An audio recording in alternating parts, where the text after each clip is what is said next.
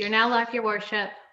All right, thank you very much, Kayla. Welcome, members of council and members of our staff. This is a special meeting of council that we've called to order to have a workshop session. So I'm really happy that you're here. So we're going to get started. We have a very brief agenda, and then we've got a really good workshop about traffic assessment study to go through. So council, just to get this kicked off, we need the approval of the agenda. Recommendation be it resolved that council of the township of Clearview hereby approve the agenda dated May 27, 2021 as presented. Can I have a mover and seconder on the floor, please? We Mr. Walker and Councillor Broderick. Walker and Broderick, thank you. Is there anything to add to the agenda? Nothing? Then I'll call the motion. All those in favor? And that motion carries. Thank you very much. Disclosure, pecuniary interest, and general nature thereof. Anybody with a disclosure regarding the content of this meeting? All right, seeing none, we will, of course, handle anything that comes up. So if there's anything that comes up during the agenda or during the meeting, please bring it forward and we will address it at that time.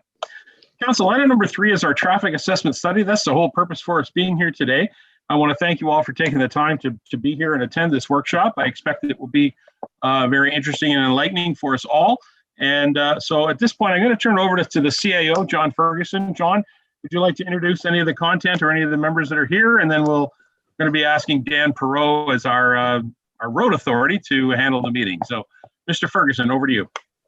Thank you, Your Worship. Through you, I just want to welcome Henry Senton, who is responsible for putting the traffic assessment study together. This was commissioned before I started, and so that detail perhaps Dan can allude to if anybody has any questions in respect to the scope of the original commissioning of this report. I've gone through it. It's very well done, and we look forward to hearing the information and why these traffic assessment studies are needed and what the purpose of them is. So I guess without saying that, I'll like to hand this over to Dan. But before I do, I just want to mention that Mike Ron could not be here today. He would have been here, but he had a previously engaged commitment that he couldn't get out of. Accidentally made a mistake right here, but I crossed out. So in any event, Mike will be for the June 14th meeting if there's any questions and follow up. So there's no decisions being made today. This is meant to be a workshop.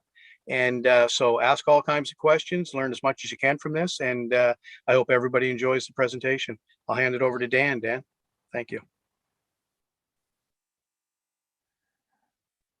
Thank you, John. Thank you, your mayor and members of council. I guess this goes back 2020, early 2020. I think it was for the 2020 budget. Council authorized staff to execute or start working on a traffic assessment study. Early on days of COVID were a little bit challenging, but we were able to, I guess, really kick this off back nearly a year ago. Back in June is when we hired a consulting firm to collect some traffic data at 40 some odd locations within the municipality. It stemmed mostly from what council had been hearing from residents as far as increased traffic and traffic issues on mainly our north-south roads through the municipality, right from the west side right through to the east of the municipality. So we hired Ontario Traffic Inc., OTI, to collect traffic data. And then that traffic data was sent off to our consulting engineers and experts in RJ Burnside and Associates. Henry Senton in specific, he is their traffic expert there at Burnside, and his team put together this report. We came to council, I can't recall now, maybe back in the fall, I think it was September, October. I think we came to council with a terms of reference or a scope, I guess, that the council had a review of and included some additional items. And that is where we got to today. We received the report, staff received the report a few weeks ago. We met with Henry and his team and discuss the report and how to proceed. So, and here we are for a workshop. So I think that the best way to tackle this is that Henry Senton will go through his draft report on a high level, touching off on the high points here of his report. And then I guess we could go to council with any comments or concerns, or questions. Just as an addition, we have hired or we have lined up for this year, same week, first week of June. OTI is coming back to the same locations to take the same 7-day traffic count and speed study. So we'll have consistent data year over year. And I think with that, if everybody's good, I'll pass it to Henry, and he can lay out his report. Okay, thank you very much, Dan.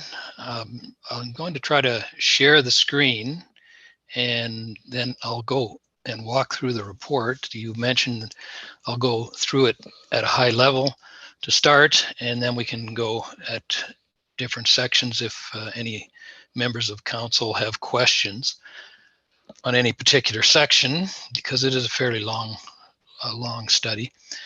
So I will just share the screen now, and you can just tell me if you do get it. Hopefully you do.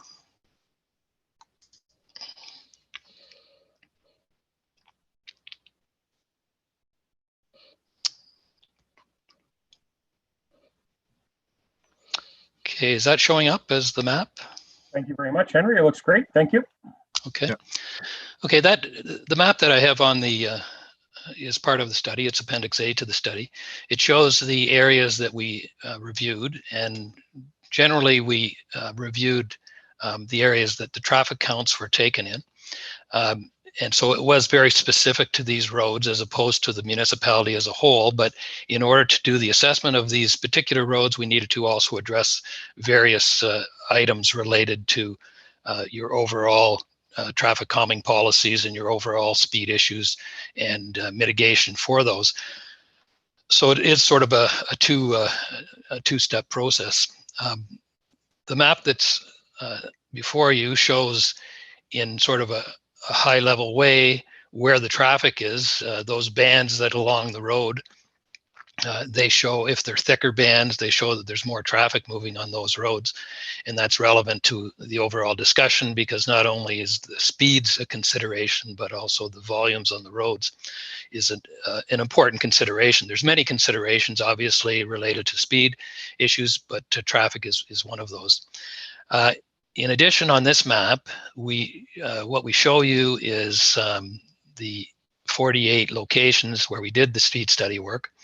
We show you the numbering system that we established for those to identify them, so that the table identifies those. And then we show you what the posted speed is and what the recommended posted speed is, because one of the important parts to this exercise was to establish where potentially posted speeds could be reduced or increased for that matter, but generally reduced, because that's one of the issues that residents quite often come to council with, a request for a reduction. So that's showing up on this map. I just wanted to qualify it that this is still a draft study, and in looking at it today, I noticed that there was 3 or 4 areas that we are flagging on this map that show to be a reduction, but after having further discussion and in the main body of the report, you'll see that some of those were, when we considered them further, we decided to recommend instead to retain the existing posted speed. So there is a little bit of refinement to this map that still will go on. And I just wanted to sort of throw that out there, because you may have noted that if you've gone through the report that there were a few anomalies. It was generally the gravel roads that pertained to. We had a few gravel roads that I think 3 or 4 that we had suggested, because of the analysis that was done, that it would warrant to having a lower posted speed, but because of the low volumes on those roads and the yeah, the low volumes in particular, but the fact that they were gravel roads, those ones we opted to go with the existing posted speed on those roads. So what I'm going to do is to just go into the report here for a minute. And I think the easiest way is I'll go through the executive summary. Not everything is in the executive summary, of course, because just because of length on this. But I think that's probably the easiest, and probably going to table 8 in the report, which I think is a good summary of what each particular road section is being recommended for relative to the speeds, but also some additional information relative to the thought process that went into the recommendation. So in this case, we were retained to do this study, as Dan mentioned. There were 48 locations. Those 48 locations, in our terms of reference, we had suggested we would, which we have used in previous studies, use the guidelines for establishing posted speed limits, which is a Transportation Association of Canada publication of 2009. And that publication is really focused on trying to look at what the risks are associated with the posted speed on any particular road. So it does come up with a number of factors that feed into that, but only those factors are considered, and there are other factors that aren't included in that methodology. And so from our perspective, in addition to engineering judgment, but also the context of any road that needs to be taken into consideration. So it is a good sort of initial step. And many of these traffic analysis processes, they do have sort of a multi-step process where one would try to get to, is there an issue? And if there is an issue, then how do we address that issue? It doesn't necessarily tell you that you need to address an issue. It just gives you the risks associated with what you have presently existing as far as the posted speed is concerned. The other area that your municipality has already embarked on, and that is the traffic calming policy that the municipality has. And the traffic calming policy was initiated in 2019, and it follows similar formats to many municipal traffic calming policies. The one item that I would note on that is that traffic calming policies, in large part, I think, are focused on urban, semi-urban areas. And the reason for that is because really, when it comes down to traffic calming, the toolbox that you have to work with respect to calming traffic in the rural areas is much less than it would be in an urban area. So there's lots of different methods, mitigation methods that can be used in an urban area, but in the rural areas, you're really confined quite a bit, and it becomes almost an enforcement issue, maybe a signage issue, and an engineering issue. Yeah, so in this particular case, we did look at the traffic calming policy. Some of the roads, I would say out of the 48, I don't know, there was maybe 10 or so that were in urban, semi-urban type environments. But with respect to the rest of the roads, most of them were in rural environments. And of course, the focus on that, of course, is that you're taking a fair amount of through traffic in the municipality, especially north-south, that are going up to the beach and to Collingwood.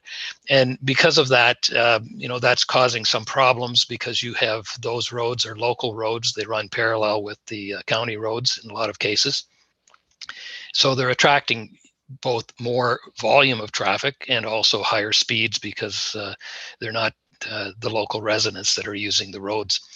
So that was one of the primary concerns, I think, that we embarked on the study to try and get a handle on for the municipality. We did give some suggestions on the traffic calming policy. Simply put, that, as I said, usually it's more of a setup for urban areas, and very much a setup so that you can really determine what the problem is related to those areas based upon a fair amount of engagement with the residents. You don't necessarily have the same policy that would apply into the rural areas, because some of the provisions in these traffic calming policies, and that's across the board with other municipalities as well, they end up with needing to have a certain number of the residents in favor of the traffic calming work that is ultimately identified to be needed. The other item that I wanted to sort of flag here, and that's sort of a broader view of rather than just looking at the actual operating speeds, that the context of the road is very important. I mean, it's not only the urban-rural context, but it's also, the complete streets context. And the complete streets context in this instance really is an identification of who's using the road, what is the conflict potential of the users of the road. And you have a very wide range, and it continues to get wider over time, as you know. I mean, at one time, roads were primarily for vehicular traffic, but now with biking being more popular, they're being used by cyclists.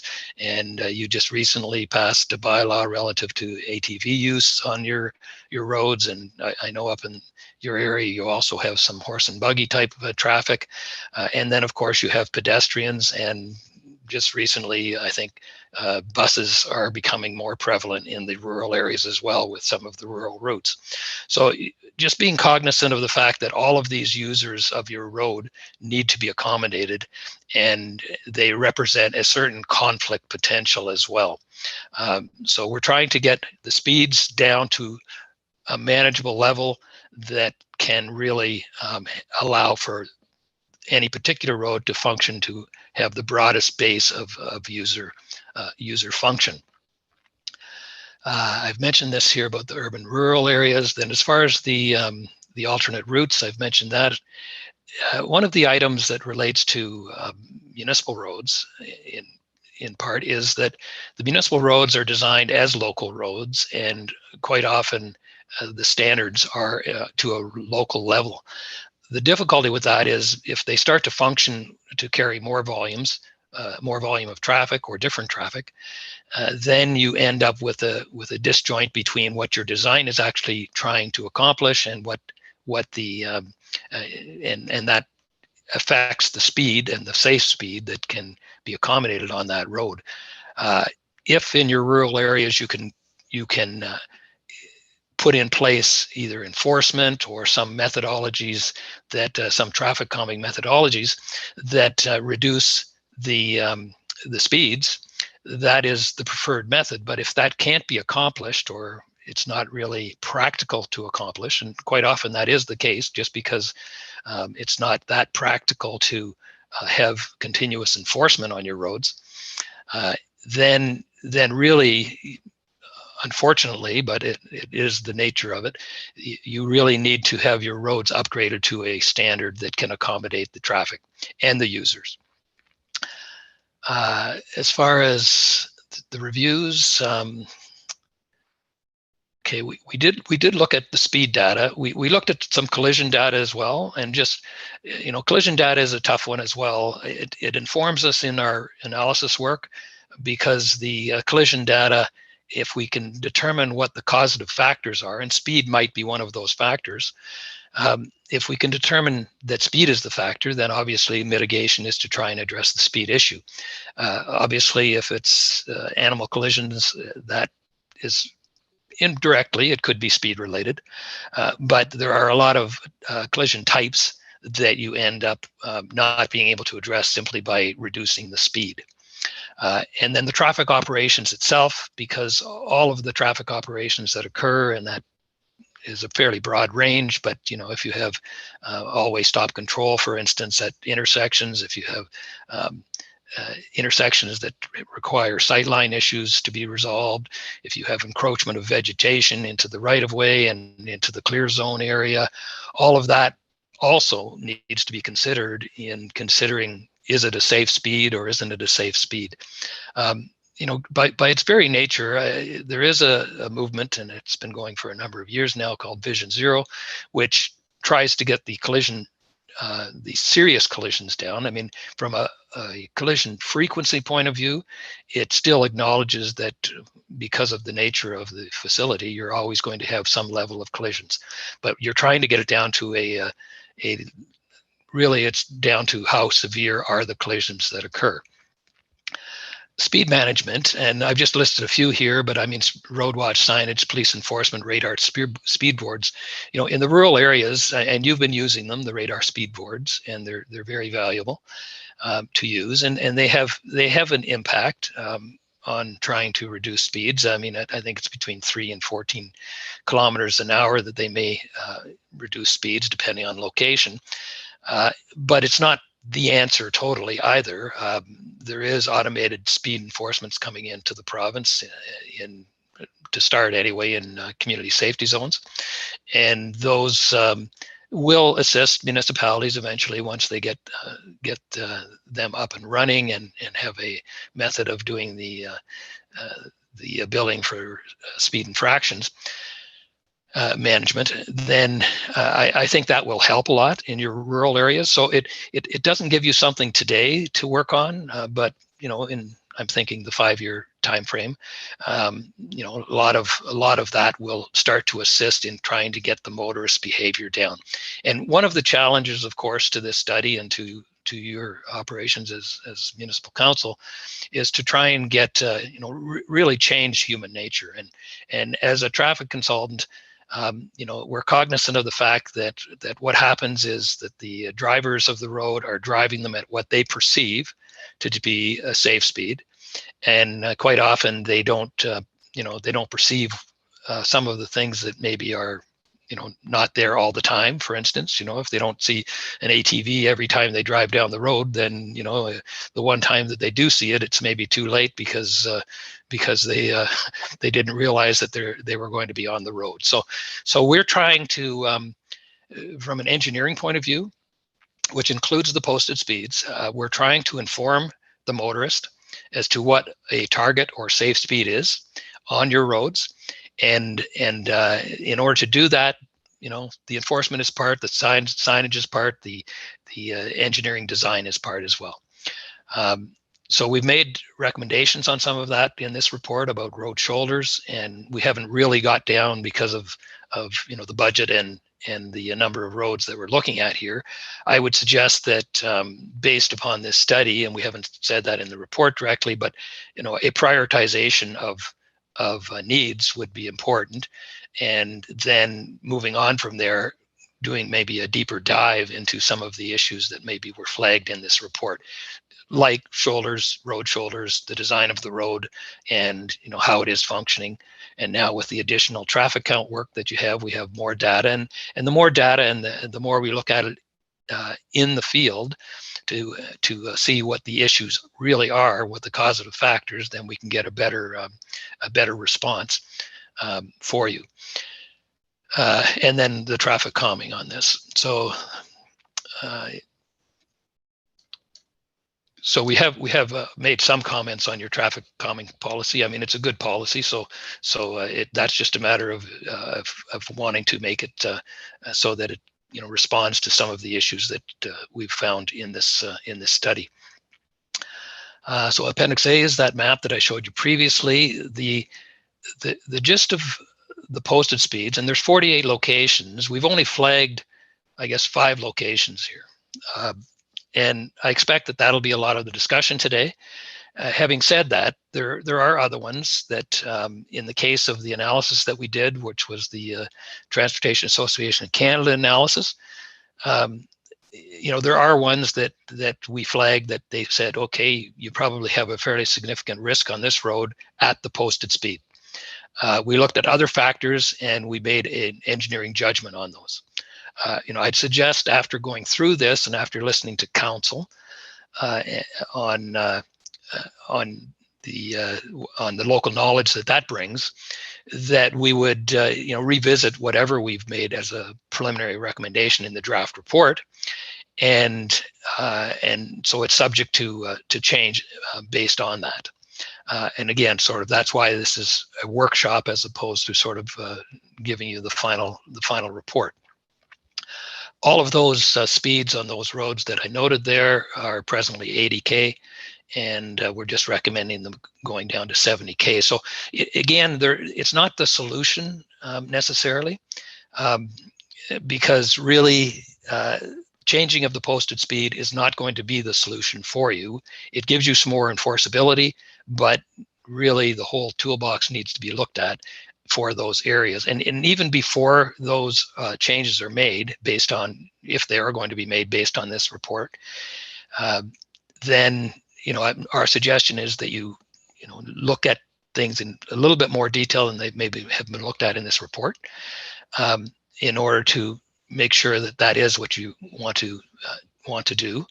And then once you do it, to monitor it after it's been changed over time to see if it had the effect that you wanted to have. So in this case, if we're going down from an 80 to a 70, it doesn't remove all of your issues. And depending on what the speed reduction is, I mean, it might just raise more enforcement issues and not really affect much. But in essence, again, using the risk analysis approach, at least this informs the motorist that they are that the target speed is lower than the default target speed, which is 80 for rural areas, and so, you know, it gives them that information. But of course, it is subject to needing to put in signs to say that, because anything that isn't the default speed needs to be signed. And so, so there's a cost associated with that as well, and a maintenance cost. So again, getting back to the desirable target speeds as opposed to a posted speed or an operating speed, we're very much, when we do these assessments, we look at various speeds. One is what we call the operating speed, which is the 85th percentile speed. So you still have 15% of the traffic that is going higher than that. But the 85th percentile has typically been used as that. And in rural areas, that's not too bad. In urban areas, it's quite often that the 85th percentile speed is not exactly the speed you want to have as a target speed. In the rural areas, the designs will play a significant role on what the target speed is going to end up being, what your desirable target speed is, and the other users of the corridor along those areas. And the other speeds that we looked at you know, to see, well, we looked at your traffic calming, which has a 10K over posted is what sort of triggers the process for you now. But again, because this is a rural area, and we have suggested that in later on in the report that some other municipalities will have higher thresholds for in their traffic calming policies for rural areas. But partly that's because over time, rural areas and the roads in rural areas have been designed at usually 20 over the posted speed, and because of that, that's considered a safe speed because it offsets the other factors that might be at play, which would be things like weather and other potential conflict issues. And so it is a bit of a safety factor to go that high. But again, the motorist then perceives that they can drive this road at 20 over the posted. And that's where we have this disjoint that occurs in the overall philosophy of the design versus the operating versus the posted.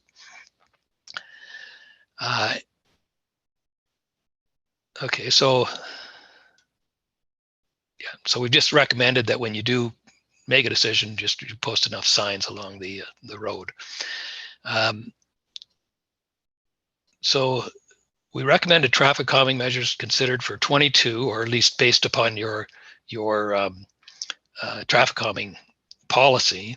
There's 22 locations, and it's quite a variance actually. I mean, there are 22 locations that have fairly high speeds, like over 10 is the threshold for you, but I think the highest was about 30 over. You know, so and that's an 85th. Okay, that's the 85th percentile speed. So I just wanted to mention that one with respect to, and it doesn't show up in the summary I have here, but I think later on we maybe have suggested that it could be considered for reduction, and that was Hogback Road, the two sections of Hogback Road. And I know you've been dealing with some issues on that road, and we did not recommend it here for reduction. However, the reason for that was it is currently they have very high speeds on that road, like it's, I don't know, 25, 30K above, 25 above. From that point of view, it's already a fairly significant departure from what the default speed is. So you end up in that particular instance with what we call differential problem. And that is that if you have a speed, and say we posted that speed at 70, so now you have motorists that are going to follow the posted speed, and then you've got motorists that are going 40 or 50 above the posted speed. So that one I'm open to suggestions, but at this point, after having to consider it further, even though the TAC would likely suggest 70 makes sense for that road, we hadn't included it in here as having a reduction. So it's trying to get to that level of sort of continuity along the corridors for all of the different users. And as I mentioned here, the collision data, we weren't able to get all of the collision data we would like to get, and that we would suggest that you do get when you look at these to actually implement the changed speed. And that would mean that we would then look at what the causative factors were for the various collisions, as opposed to just the numbers of collisions that had occurred. I mentioned that there's shoulder width requirements. I mentioned that earlier, about 27 roads that we at least suggested that you may want to look at the shoulders on your roads, especially with the ATVs now on the roads, etc. Shoulders are important, and they're important in order to make sure that there is a little bit of a forgiveness. I mean, there obviously disabled vehicles can get off the road, but with cyclists on the road, with ATVs on the road, and the shoulders being narrow, it is an issue. It's an issue that I think in a lot of respects, because of where designs have been traditionally in the rural areas, is going to take some time to resolve. And simply put, what it's going to require, I think, is a change of standards. And then moving forward beyond that, when you do rehabilitation work to your road, or upgrading or reconstructions, that the new standards would implement at that point, a wider shoulder, and in some cases paved shoulders. I mean, they're more at the county level where they are trying to accommodate some cyclists, but it's not something depending on the demand, the cyclist demand, obviously, you may want to consider paved shoulders as well in some areas. So that would reduce the risks of the higher speed corridors.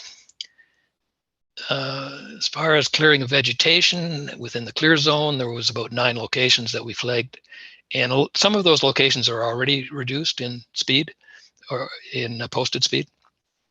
And it's a recognition of the fact that they're not as forgiving if you do have a collision in those areas.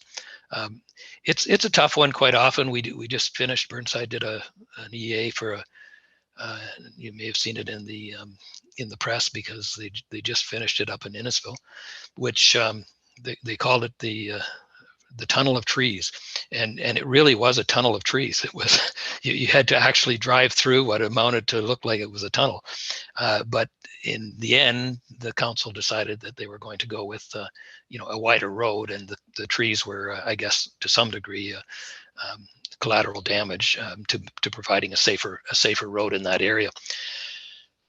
So clearing is part of that as well.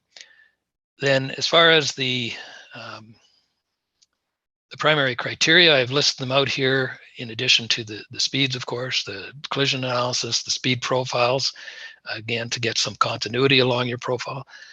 The the viability and the effectiveness of the speed management that you can put in place, because that's a practical consideration, and whether all of these items have been sort of considered in the initial step as opposed to just the reposting of the speeds, and determination of the viability of if there's any physical changes or operational changes that you can make to it.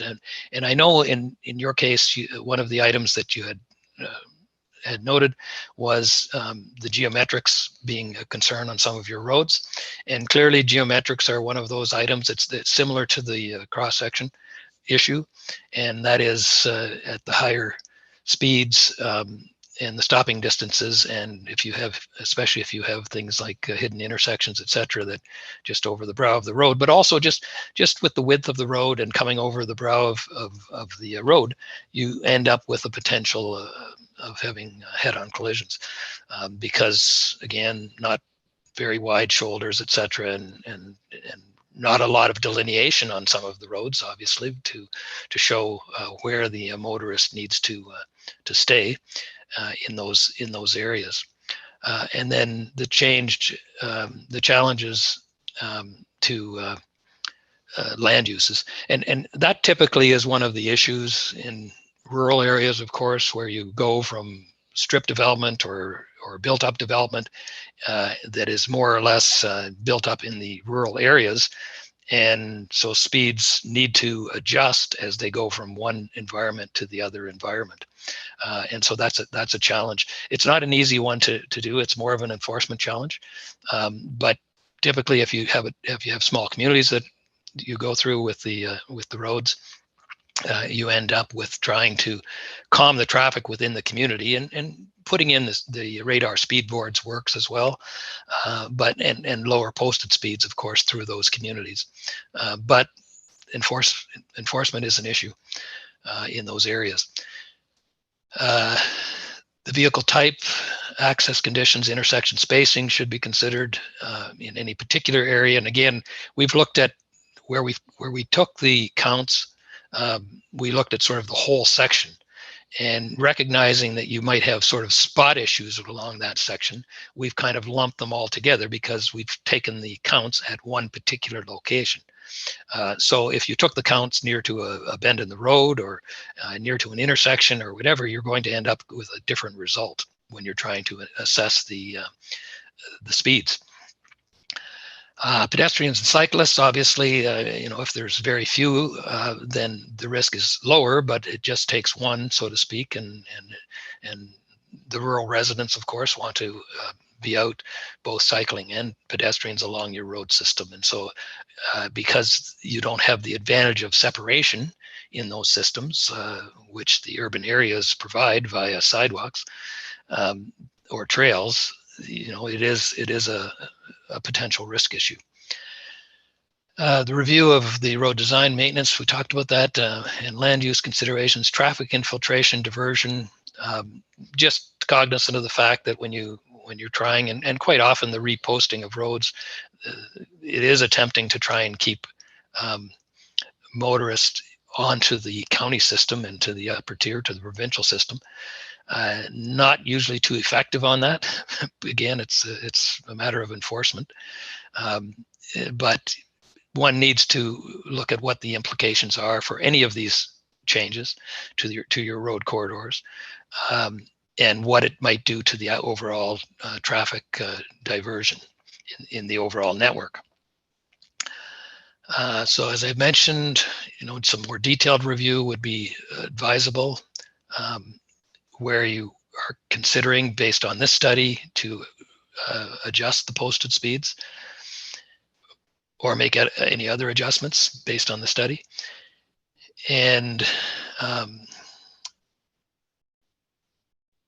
and then assessing these things in a follow-up study 6 to 12 months after the initial changes have been made. Usually it's difficult, as you know, just from the residents, once you change something, it's pretty difficult to change it back. But I mean, that is the advisability, just to see whether or not it does inform you for future work as well as to how effective it is. A lot of the municipalities are doing that now. Over time, it hasn't, there have been studies done, and we've got in this particular study, we gave you a fairly extensive list at the end in one of the appendices that does outline the various traffic calming measures that are out there. And so it also outlines sort of the pros and the cons to those. It outlines, how effective they are typically at reducing speeds. And some municipalities in Ontario have done their own studies as far as putting in place something like, especially in the rural areas, for instance, where they start to use some different pavement markings in order to try and alert the motorist to the fact that speed is an issue in that area. Those ones, some of them, and again, depending on the type, some of them have been very effective. Or reasonably effective, and other ones have had no effect. And so they've been studying that to see, does it make sense for the next project, or even for the project to redo the project, because a lot of them are done as pilot projects, which is usually the way councils proceed on these. They suggest, okay, this is a pilot project, and we'll just see if it is effective or not effective, as opposed to making it a precedent or some sort of a policy project on it. The areas that we mentioned here for looking at the horizontal vertical, we did look at that information. We didn't look at it in detail in the field, but we took it off of the GIS information that we have, and we have a fair amount of LiDAR data that we can generate the terrain model from. So that's how we assessed areas that we thought maybe should be looked at on from a horizontal vertical alignment perspective. But I just suggest that if you're going to, or for any of the roads that are going over that 10K speed, to doing a little bit better or more of a in-field review of those curves, just to see if they are operating effectively at the higher speeds that are contemplated or that are actually operating in those instances. The last few items that we looked at, we did make some comments on community safety zones. It's not easy to put those in place in rural areas. Again, they're more focused on school areas. Not to say that they don't appear in rural areas, because some of our clients do have them there. And I don't know if you have them in any of your areas, but the fact is that they also, they're signage, and they're not really that effective without enforcement. So we're back to the enforcement issue. The always stop control, we looked at that. We knew that you were looking at that, I think, for the Hogsback Road one. That was one of the items that was looked at. The fact is, a lot of municipalities wrestle with this constantly. And in my experience, what happens is residents come and they ask for an always stop control. We look back at book 5 of the Ontario Traffic Manual, and we say, well, it doesn't meet that, so it's not necessarily going to be the answer. In fact, they specifically say they don't think it should be used for that. It's more of a traffic control issue than a speed adjustment issue for using always stop control. But not to say, again, that municipalities don't use it, especially in the urban areas. I mean, they do use it to dissuade traffic from coming through neighborhoods, and they use it to calm traffic. It usually has fairly localized effect, and sometimes does result in a negative, in essence. As you get higher volumes, especially in urban areas, it is something that can be considered. And if you ever drive in Toronto, you'll see that a lot of those neighborhoods have all kinds of always stop controls to go through. And of course, they don't all meet the OTM Book 5 requirement either, but we can't really, in good faith, recommend them as a speed control measure. But just to be recognized that, in every context, one needs to sort of look at it, as opposed to just look at it and say it doesn't meet a specific warrant for that. The literature review that we did, I mean, we did a fair amount of that in the earlier part of the report. It gave you the information from various sources, US sources, Canadian sources. The general gist of it was that context is important, that you really, that posted speeds isn't really the answer for a lot of it, and that when you reduce the posted speed, it could have some negative implications as well. And so it really, it really sides with, it sides with not just using posted speeds as the determinant to creating a safe system network within your municipality. Now, clearly, if you can get speeds down, all of those studies, the ones that we looked at here in the literature search, it clearly does indicate that speed is an issue. Okay, higher speeds, definitely, more damage, more fatalities, more injuries, and lower speeds are conducive to to lower numbers, and in some studies it indicates that lower frequency of numbers as well. But again, it depends very much if you lower the speeds, whether you're offsetting something else, because collisions and the conflict via collisions is really based on it's really based on what is the mitigation you're putting in place, what is the context of your design and of your environment and everything else. And so you end up with some instances where in essence the frequency hasn't gone down in the collisions, but the severity has gone down. So that was what we sort of pulled out in a high level. The actual let's see if I can get down to there. I think it's page 52 here. There it is. Okay, so you can see that table, I assume still. The okay, so table 8. Table 8 gives you all 48 of the intersections or of the corridors that we looked at. It gives you the operating speed and per direction, gives you the current speed posted and the recommended speed that we're recommending. And then it gives you some data that relates to sort of the environment associated with it and what we're trying to accomplish. In this first one, for instance, with greater 8 kilometers below the posted speed, I mean, this one has an 80K and you're operating at 70, and we're basically saying to you that you're operating at 70, and we're saying you should be maybe posting it at 70 because they're already operating at 70. And if you get too low on your roads, it's telling you something relative to your posted speed as well. So it's not always the other way. And this one has a lot of sort of natural barriers associated with it. It's kind of a winding road, et cetera, and through some treed areas. So I think this one is an example of where low speeds would maybe, like low operating speeds would generate the need to put some posted speeds in there to inform others, because obviously the users of that road are perceiving the conflict, but then the other users of the road, that extra 15% or whatever that are perceiving the same issues and going too high, you would want to tell them, maybe you should be considering 70 through that particular area. So we've done that for each one of these. Again, we're open to suggestions, to comments, to input from council. This is a draft report, so we'll take your comments back and we'll have further discussions with Dan, and then we'll try to get this to a level that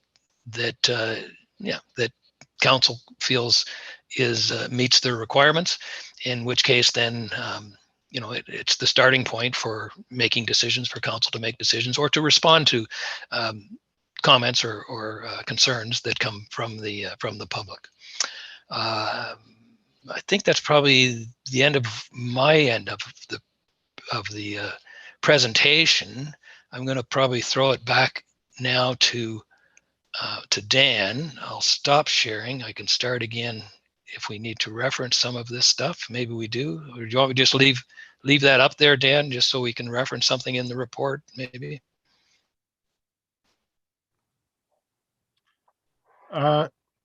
Yeah, maybe just leave it up. Henry may have to flip back and forth. The issue that I would have though is that I can only see so many counselors. So Oh, okay. No, I'll take it off. We can start sharing it again.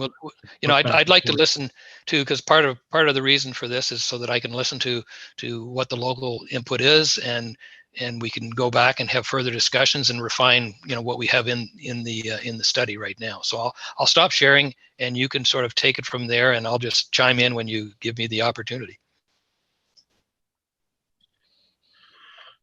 All right, thanks, Henry. I think maybe I'll just point out, and perhaps council's seen the agenda, just building on some of those safety aspects of what Henry was talking about, is that on Monday you'll see a report coming forward with for our line striping. Another item that the council approved in the 2021 budget was for additional funds to allow for roadway line striping that had not been previously done in the township. So coming this summer, we'll have about 75 kilometers of yellow centerline road painted. So that is building on all the work that we've done so far, implementing those things ahead of this report.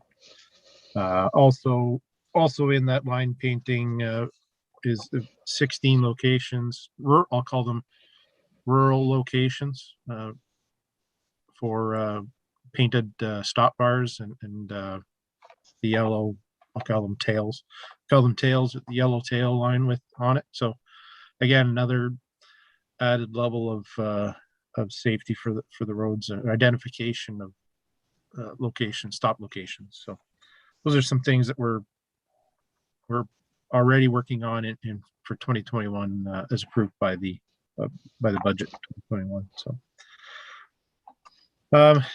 I guess at this time, I'm sure council has lots to discuss and questions to ask. So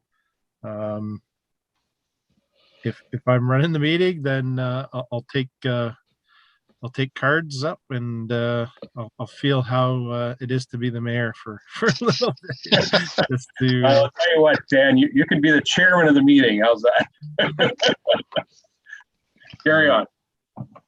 So bear with me here. I'm going to write them down as I see them. So I think I saw Councillor Patterson's first.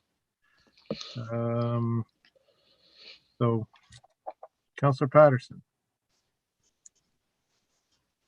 Good afternoon. Thank you.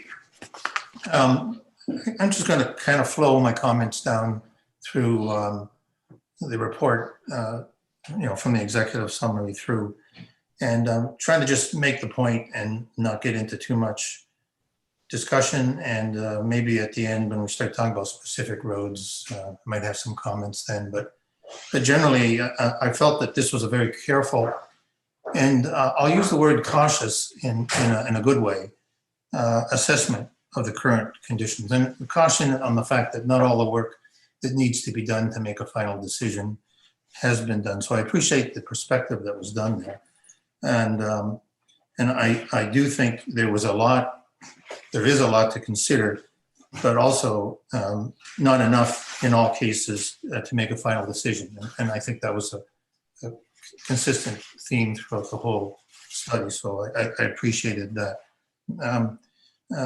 I also think this is, I know not everyone wants to keep talking about traffic, but they're not going to anyways, and people aren't going to stop driving. So I think this makes a really excellent basis for a multi-year traffic management study and strategy, and to roll out things. So I agree with the general principle that we can't solve everything in 1 year.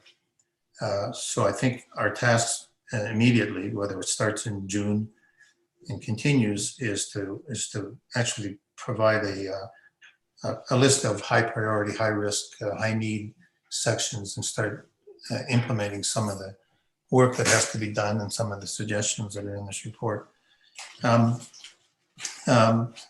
I do really like the concept overall of the complete streets policy. So interested in how we take the results of this study and work into our particular traffic management issues, and the possibility of actually doing a complete streets policy, which may not start this year, but could start next year. So there's some overlap there. I also think that we should make a pretty specific separation on detailed road sections between urban and rural, because I think we've got a good start on the Clearview's traffic calming plan, and I think there's a lot more work we need to do on the rural side, as indicated. So I think that was highlighted, and I appreciate that. One of the key points I think that keep coming back to me is, what's our strategy? What's our goal? What's our objective in terms of what are northbound roads in particular, parallel to the main county roads? What do we want of those? Do we want them to carry that traffic as an alternate to the arterial roads? And I think that's something we need to debate. I personally do not. I think our roads have changed. The roads weren't designed. Fairgrounds Road is an example. Sixth Concession is another. Centerline Road is a little different. Sight lines are better. The road is wider, etc. 3-4, for example, another one that seems to be able to handle the traffic. The source of a lot of our complaints are coming from the narrower, older design roads. So I think that's a key sort of metric that we have to have, a parameter in our head. What do we want to do with these northbound roads, and what traffic should they carry? How effective does the road design speed have to be to determine posted speeds? I know Henry said that it's almost the last resort that we reduce the speed, and I do agree with, we should look at traffic calming measures that would actually cause lower speeds to be driven. But the practicality of it is, we're not going to have any capital budget to widen our roads and provide paved shoulders, and even to have wide enough shoulders to walk on some of those roads. So do we not do anything in terms of posted speeds until we maintain or construct, or do we actually look at some speed reduction? So my bias is towards speed reduction if nothing else can be done. But if other things can be done, then maybe we don't need speed reduction. And we can get into the individual roads.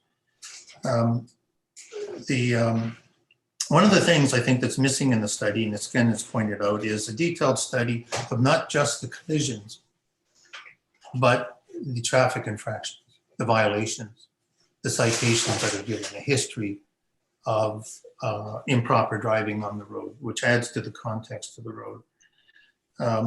I do wonder why the H and V geometrics aren't considered as a primary consideration. So I think that's something that I would like to see added to this study, because I think there's a wide variance between the volume of traffic on roads that have fairly medium to high vertical curves, because we're in a hilly country, versus a road like Lavender Road, for example, that's certainly got a steep grade, but virtually no traffic, notwithstanding the fact that it's gravel. So a lot of discussion on that. And I think an examination of the road in field would probably be, most of us are familiar, but would be something that we need to understand. I like the concept. I think I understand the concept of self-explaining roads. And if I understand it, then I think we're seeing it in action. On Fairground Road, when you go north from County Road 9, when you hit the hilly section before, certainly in 15, 16, but before 91, if those speeds are correct, as posted, they're driving actually 5 kilometers under, because the hills in the valleys, and the sight lines, and the brims, and all that sort of thing, and the multi-use is causing them to drive slower. But as soon as they get beyond, let's say, 15, 16, inside of 91 and north of 91, up go the speeds, over 20.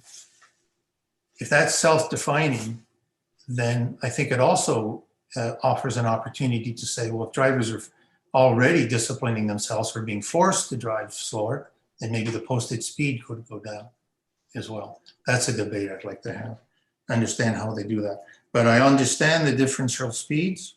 I think it's a real consideration. So I think a road like Fairground or 6 should be looked at in its totality. Consistent speeds from one end to another, I think, is safer. And so I think that's a healthy debate. So, you know, overall in the executive study, I think executive summary, I thought it hit a lot of my key points. Again, I don't want to be unfair, but our roads were built in times when we didn't have the traffic. We didn't have the mobility, we didn't have the migration or the tourism or the money. So I think we often fall to or compromise to throughput, access and mobility, more traffic getting through than we do the concerns of safety. Not that we want the roads to be dangerous, but I think we need to understand the speed, mobility, safety relationship on our roads and where we have to make compromises. And the last thing I'll say about the executive study is, and maybe this is a legal question we need to look at as well, having acknowledged some of these in a public study, does it raise our liability if we do nothing? So it's something to ponder. I've got lots more to say, but I got to tell you, I've got all my comments. I think I'm going to send them in, some of my questions and comments to Dan and to Henry. I just looking at it quickly, maybe if I take one more minute and I think I'm done. I noticed that we have a different definition of collective versus local. I'm not sure if that has a big impact, but there was some acknowledgement in table 8 that some roads were collective, but some of the roads I thought were collectors aren't shown as collective. And I don't know if that was supposed to be a definitive list, and I don't know if it matters that much, but in the minds of some of our traffic discussions in the past, like on 6 and on Fairground Road and on Centerline and 3/4, we considered them collector traffic serving the arterial roads. And we saw that as not just traffic for our locals to go from point A to B in the township, but to get through our township. And I think that's a fundamental problem we have with our roadways now in our network. Do we want those northbound roads, which we consider local, to be used as collectors, as alternates to the arterial? And I think more work, I would appreciate more definition on that. And the last point on our rural roads, I'd be remiss if I didn't talk about the 5th concession, our farm community. The solution for that is not to pave a road.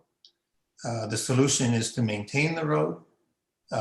Maybe we could think about doing some diversion of weekend traffic off it, but I'm looking at the traffic counts. They don't look as high as I thought they would.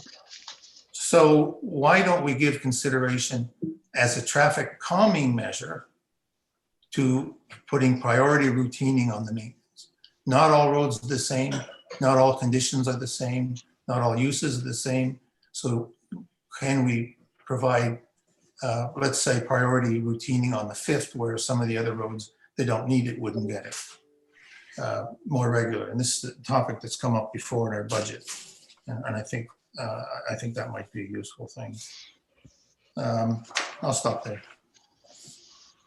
I'd like to just jump in if I can, Dan. Tom, you've got a pretty extensive list of information there. You mentioned you were going to send it in to Henry and Dan. I would ask you to send it to all members of council. Everybody. You can all have a good look at this. This is, again, a workshop session. And as Henry pointed out, the entire document still hasn't been received by council officially. So there may be some amendments and some additions that can be brought to it. And my ears perked up clearly, Tom, when you mentioned the lack of information about enforcement. I think you're right. I would like to see that personally myself too. So I'll put my endorsement on that as well. So thank you. I'm sorry to interrupt, but I'll put it right back to Dan because he's got a list. Go ahead, Dan.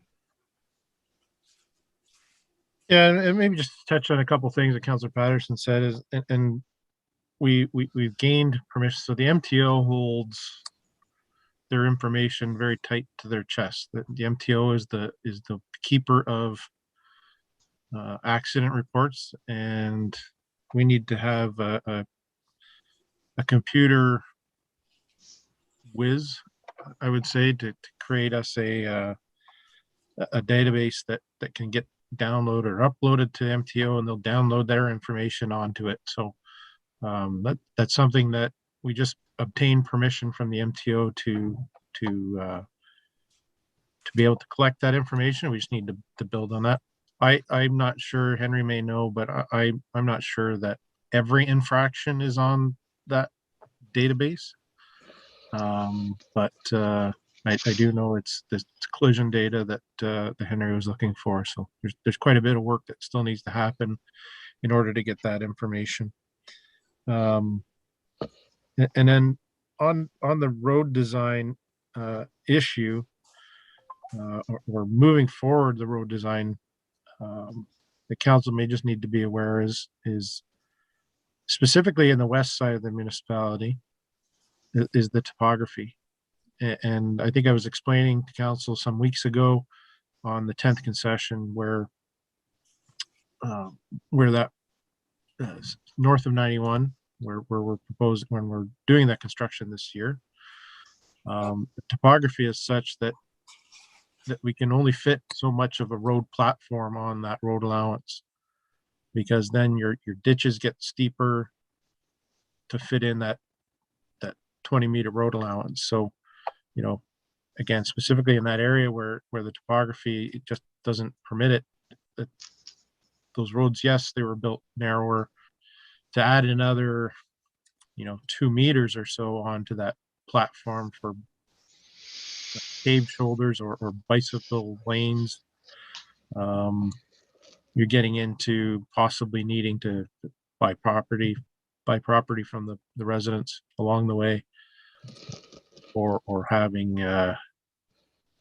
some sloping issues in the future too. So those are just a couple of things that I pulled out of Councillor Patterson's. But yeah, if you certainly forward your comments and concerns, all of council, that we'll sift through them and look at including them in the report.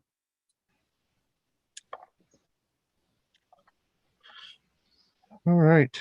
Who was next? I see a yellow card. You're next. Councillor McKechnie. And then Mr. Mayor.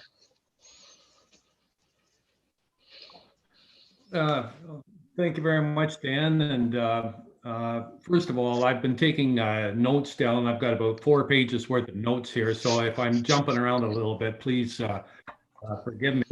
And Dan, I want to thank you. And in any of my comments and criticisms are not directed at you or your department here. So don't take anything personally.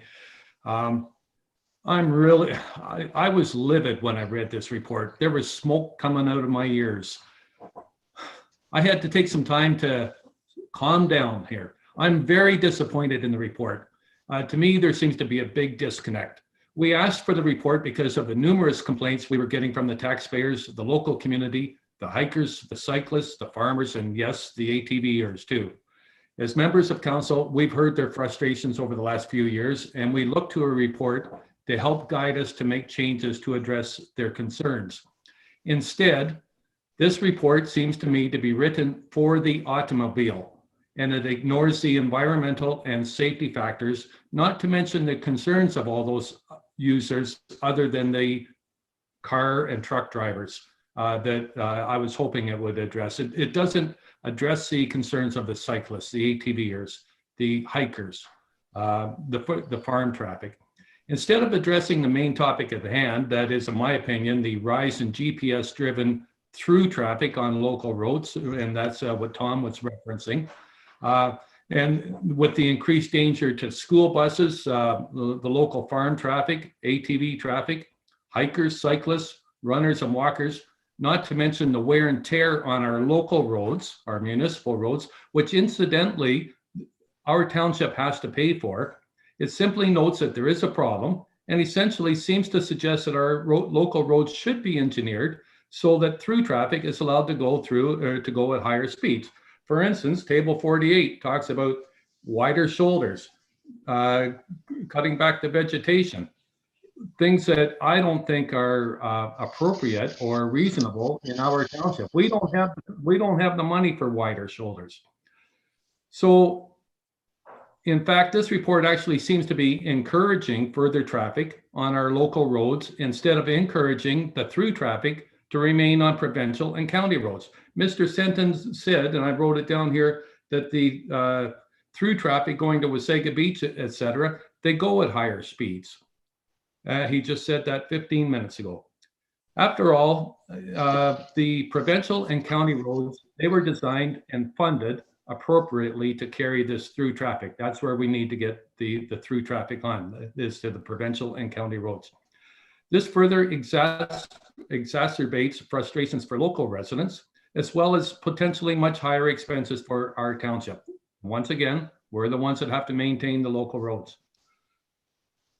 Specifically to Ward 2, concessions 10, concession 6, and Fairgrounds Road have been identified as cycling arteries in this report, and it's supported by the Cycle Simcoe County, the 440 members of the Collingwood Cycling Club, and the BT 700 Central Ontario Bike Loop. While noted in the study, very little specifics were provided on what comparable cycling routes in Simcoe and Grey counties have as speed limits. And for council's information, Mountain Road outside of Collingwood and Grey Road 2119 both carry speeds of 60 kilometers per hour to reflect the tourist and cycling traffic. This is truly a very disappointing and, to me, a rather irrelevant report. Mr. Senton says this is a draft report. Personally, I don't want to see more studies. I think we should thank him for his recommendations and use our local knowledge as councillors to make the necessary changes, or to recommend the necessary changes. Let's have a look here. Once again, in the study, in table 48, he talks about he's weighed his recommendations, I think, towards the car rather than towards the other users of the road. For instance, he's talking about making the shoulders wider so that the cars can go faster, clearing the trees, the vegetation, so there's better visibility so that the cars can go faster, rather than reducing the speed limits. I think the speed limits should be reduced. It's not, to me, I don't think it's going to be practical for increased or continued enforcement of our roads, OPP enforcement. We can give it a try, but it's going to be pretty darn expensive. And also too, improving the shoulders on the roads are going to be too expensive. If we drop the speed limit on some of these roads, I think that's a good first step, because now we put the onus onto the resident to call the OPP. If the residents say, if we drop the speed limits and the residents say, oh, the traffic's going too fast, we can say to them, as a township, as a council, we've done our job. We've dropped the speed limits. Now it's up to you to contact the OPP. The other thing I'm going to talk about, shoulders. I mean, Mr. Senton mentioned shoulders so many times in the report. Our township furrows the shoulders on the rural roads and to keep the vegetation back. And Dan, I'm not sure if that's a proper term, but you've all been out there. You've seen where the gravel shoulders have been furrowed and everything. I walk these roads every day. You cannot walk on those. I'm not, and so it's basically, it's forcing the hikers, the walkers, the mothers with the strollers, the cyclists, it's forcing them onto the road. So essentially our shoulders are non-existent in my opinion. Mr. Senton talked about the tunnel of trees. He seems to think that we should go out there and cut down the trees. To me, having a tunnel of trees is adds to the character, adds to the uniqueness, adds to the charm of this community. We're not a bloody speedway. Let's keep the quaintness of the community, whether it's rural or whether it's urban. Let's keep the trees. He talks about the horizontal and vertical curvature, but I'm thinking of the vertical curves, the hills. Let's call them what they are, the rolling hills. Took the data off a GIS. I got no idea what a GIS is. Did anybody go out in a car and actually sit there in a car and have a look? I can tell you the stories that I hear, and I hear them all the time. I hear people, they tell me that they don't like the cyclists, and they say they're driving along. I don't care whether it's Fairgrounds Road, the 6th concession, the 10th concession. They're driving along, they come up to the crest of a hill and they see cyclists there. And they say, no, I just about hit the cyclist. I got to just jam on the brakes. I'm going to hit the cyclist. Somebody's going to get killed. And I say to them, well, you have to drive under control at all times. If you're in danger of hitting the cyclist, then you're driving too fast. And to a person, they tell me that no, they are doing a speed limit. And I say, if you are doing a speed limit and you are just about hitting cyclists, then we need to lower the speed limit. And I can't stress that loudly enough. We need to lower the speed limit if cars are in danger of hitting the cyclists and they claim that they are doing the speed limit. Anyway, so once again, I'm disappointed in the report. I don't want to see any more reports. Mr. Senden calls this a draft report. I think it should be a final report. Council, I think we're grown men and women. We can get together. We can decide what changes should be made with Dan's assistance. I have full confidence in Dan and in his department, and we can get together and decide what changes can be made. And I'd like to see us move on our own. Thank you. And my rant is now over. I've got it off my chest, but I've been very disappointed with this report. Thank you. Thank you, Councillor McKechnie. And with all due respect, we've been going through a pandemic for the last year and a half, and everywhere you turn, you're saying, let's look at the science. We're following the science. We're listening to the scientists, and this, to me, is no different. This is science. These are manuals that have been put together for decades and decades on how to select appropriate traffic for appropriate roads. And the TAC manual and Henry, with his years of experience, are proposing or provided council with the science. This is the science of the day. This is how roads are designed and how they're put together. Yes, there are challenges. Yes, people don't obey the science all the time. But that's what we've provided council at this point. So I'll leave with that. Henry, I'm not sure there was many questions, but Councillor McKechnie, if you want to send in, similar to Councillor Patterson, you want to send in your comments or concerns, then we'll have a look at those. Next, I think I had the mayor, I think was. Okay, thanks, Dan. I'll take advantage of that, although I do know some other councillors certainly had their cards up. So I just have a couple of quick questions. Councillor McKechnie did bring up one point that I'm really interested in a comment on, and I'm looking to you guys as you're both as experts in road, both building maintenance and traffic understanding. And that has to do with shoulders. Councillor McKechnie is correct. Our roads do not have shoulders on them.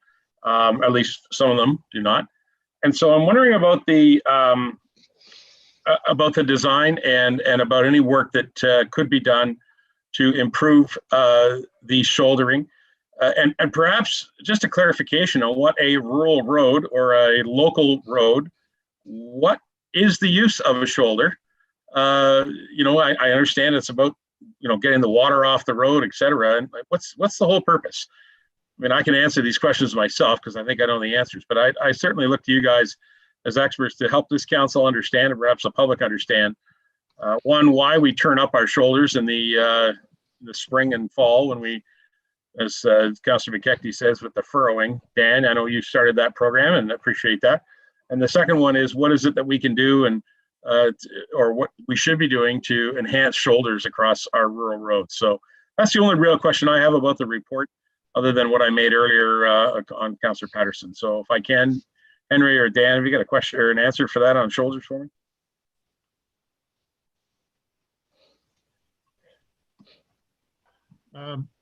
Thank you, Your Worship. And maybe Henry maybe have more of a technical answer for shoulders of the road, but on a maintenance level, you're right. You know, we try to keep those gravels. You know, shoulders really are just the basic extensions of the road. If someone were in trouble, someone were, you know, needed to pull over, that they potentially could pull over onto the shoulder of the road. When I started just 2 years ago, it was almost, it's 2 years ago this week, actually. I had identified, I had noticed that many of our shoulders were very small or non-existent at all. So reclaiming, so Councillor McKechnie referred to it as furrowing, but we call it reclaiming. So it is attempting to get rid of some of that vegetation, the vegetative material, organic material, in order to reestablish it. The shoulder, the gravel on the shoulder will butt up against the asphalt, and it helps from the asphalt breaking off if people got too close to the edge. It does improve drainage, etc. So I'm not sure, Henry, do you have a more technical? Well, from a technical point of view, just suffice it to say that from a design point of view, and again, you know, it is vehicularly focused. It's for emergency purposes to get off the road. It's for the drainage. It's to hold the asphalt in place. To hold the asphalt in place, generally, you probably that's what some of your roads have now. Okay, so I mean, basically, that's what you know, MTO or tax standards or municipal standards would typically have as far as an absolute minimum, which is like a half-meter shoulder. Most shoulders are wider than that, of course. And now that you start those shoulders being used for other purposes, I mean, they were always there. From the point of view of needing to, in the overall cross section, to allow the drainage to perform and allow the road to actually stay in place. But when you start to widen them out beyond that point, and it's you know, it's clear that it does increase speeds. Okay, I mean, the fact is that a narrowing of the road and the motorist perceiving that the road is what we might call sort of a scenic road, okay? And some municipalities, some counties, they have standards that are basically that. They're scenic roads. And when you start to refer to things like you know, cycling routes now and using it for those purposes, it becomes like a scenic road. The problem that you're going to end up with is you have a scenic road and you need to then get the traffic volumes and the separation between the users, in this case cyclists and the vehicles, to a reasonable level. And if you don't have the space to work with, and in the case of shoulders, you're forcing really the other users out onto the road. And so the shoulder is actually a net benefit to that. I mean, they're not on the shoulder, but equally it provides some some space so that when two vehicles are coming along, you know, basically the one vehicle can get past the other vehicle and still have some room potentially. So there's all kinds of reasons for the shoulders. And I know I talked about it quite a bit because it was an item that I thought would make your roads safer. Okay, it wasn't intended to say you should have faster speeds or you should be just having, you know, the focus being just the vehicles. But if you start having ATVs on the shoulders, if you start having at slower speeds, etc., to have it, you know, that it's kind of like it's a byproduct of what you're trying to do, right? So in essence, it is a trade-off. There's no doubt. It's a trade-off to the speeds on your roads and a trade-off. But is it safer? Yeah, my suggestion is that it is actually safer. Okay, overall, it's a safer design. And I think that the roads perform safer, and that's why that is the recommendation, as to a minimum size of shoulder.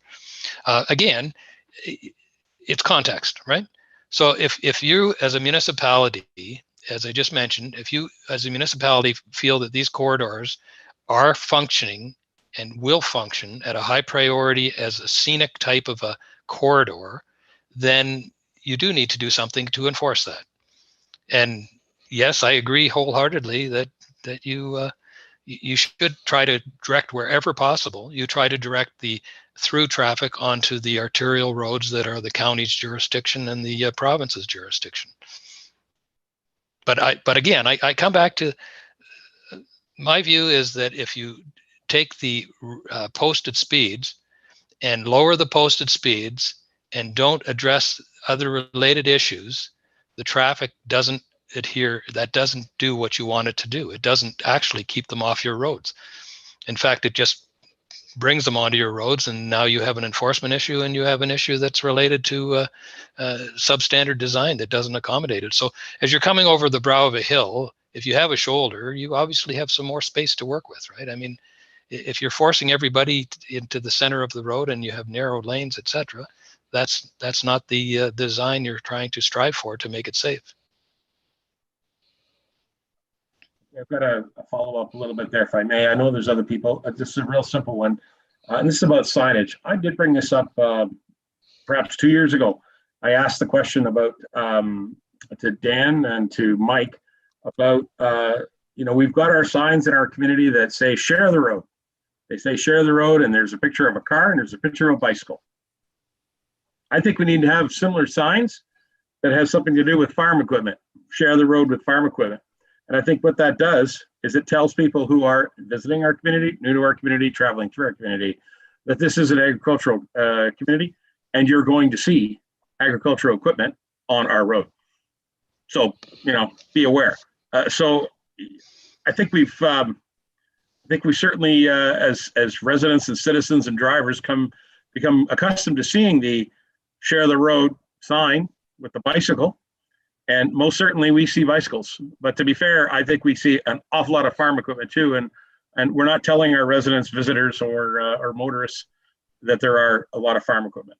So I would ask Dan or Henry or somebody, perhaps Todd, find us that sign, will you? Give us an example of how we could put that up. And that would be something I think that this council and the residents would be something that they could to see come up on some of our local roads too, to help bring some attention to it. So Dan, that's my only other comment. I do look forward to seeing this report and its fulsome presented to council. So I think you got some other members on there, Dan. Now listen, it's difficult, I know, as a chair, okay? You got to pay attention. Look for those yellow cards. And I want you to know, Councillor Leishman flashed hers well before anybody else. So give it to Connie if you wouldn't mind. So I'll let the order. So I had Councillor Leishman and Councillor Deneen and Deputy Mayor. Go ahead, Connie. Councillor Leishman, sorry. And then Broderick. Okay. Thanks. I just want to remind you, Doug, that sometimes sharing the road with a farm vehicle, they're not sharing it with you. Some of the farm vehicles that come down my road take up the whole road. And if you don't get into a driveway, you're going to be in the ditch. So sharing the road, yes, I would say a big sign saying slow down for the farm vehicles, because you're not going to pass. And by the way, there's exactly why the shoulder should be there too, as Henry pointed out. I mean, if a big vehicle comes down, you want to be able to get over and have a bit of a refuge to get away. So I get it. Yeah. Yes. Well, I go faster when I see one behind me. So I don't know whether anybody noticed that little map that was brought up right away at the beginning of your report, Henry, but 3 of the biggest roads are in my ward. And it's not a surprise to me, I have to tell you. Not much of this report is a surprise. It is interesting. And I like the numbers because I'm not a numbers person, but I understand it. I'm a little shocked at some of the numbers on my roads, but for the biggest 3 that I see here, I'm not so shocked because I get a lot of complaints. In fact, 1 year into my first term, I was getting letters from concession 12. So I knew there was a problem there right from the get-go. And now with the Peace Naturals there and the workers that come in and out of there, the traffic has more than doubled, and the problems have more than doubled as well. Ergo, the accident that was on 26 in Klondike, that was a lot to do with the numbers coming out of Peace Naturals as well. And I know Dan and I have talked about that problem area. But really, I enjoyed reading the report. It's pretty extensive. Got through it all. I went right to the meat of it. I went right to the numbers and the I don't know, what do you call these, all these tables that you have. Need a magnifying glass, but it was really, yeah, eye opener. But somehow not a whole lot of surprises. Anyway, yeah, thank you for the report. You did a lot of work and we appreciate it. So we have our traffic assessment study now. It's up to council to do something about it, I guess. I just don't see that we've got the money for all of this. Just that, which has been mentioned by Councillor McKechnie, and I have to agree with him. I'm not sure how we go about this. We are a rural area and our roads are rural, and it was mentioned that they were built back when, you know, we didn't have all this speed. We just had a lot of farm equipment, and we still do. So anyway, but thank you, Henry, and thank you, Dan. It'll be interesting to see where this goes.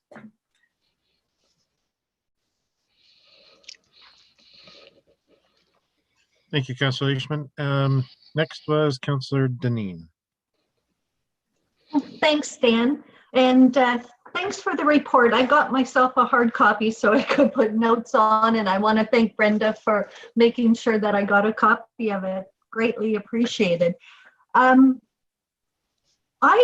couple of things that came from me reading it. I noticed I had asked, but it wasn't included, Fairgrounds North from 3334 to Beechwood Road. Is that still within our area? Or I know that some of those addresses are Stayner, right to Beechwood, and it is our town line for Wasaga Beach.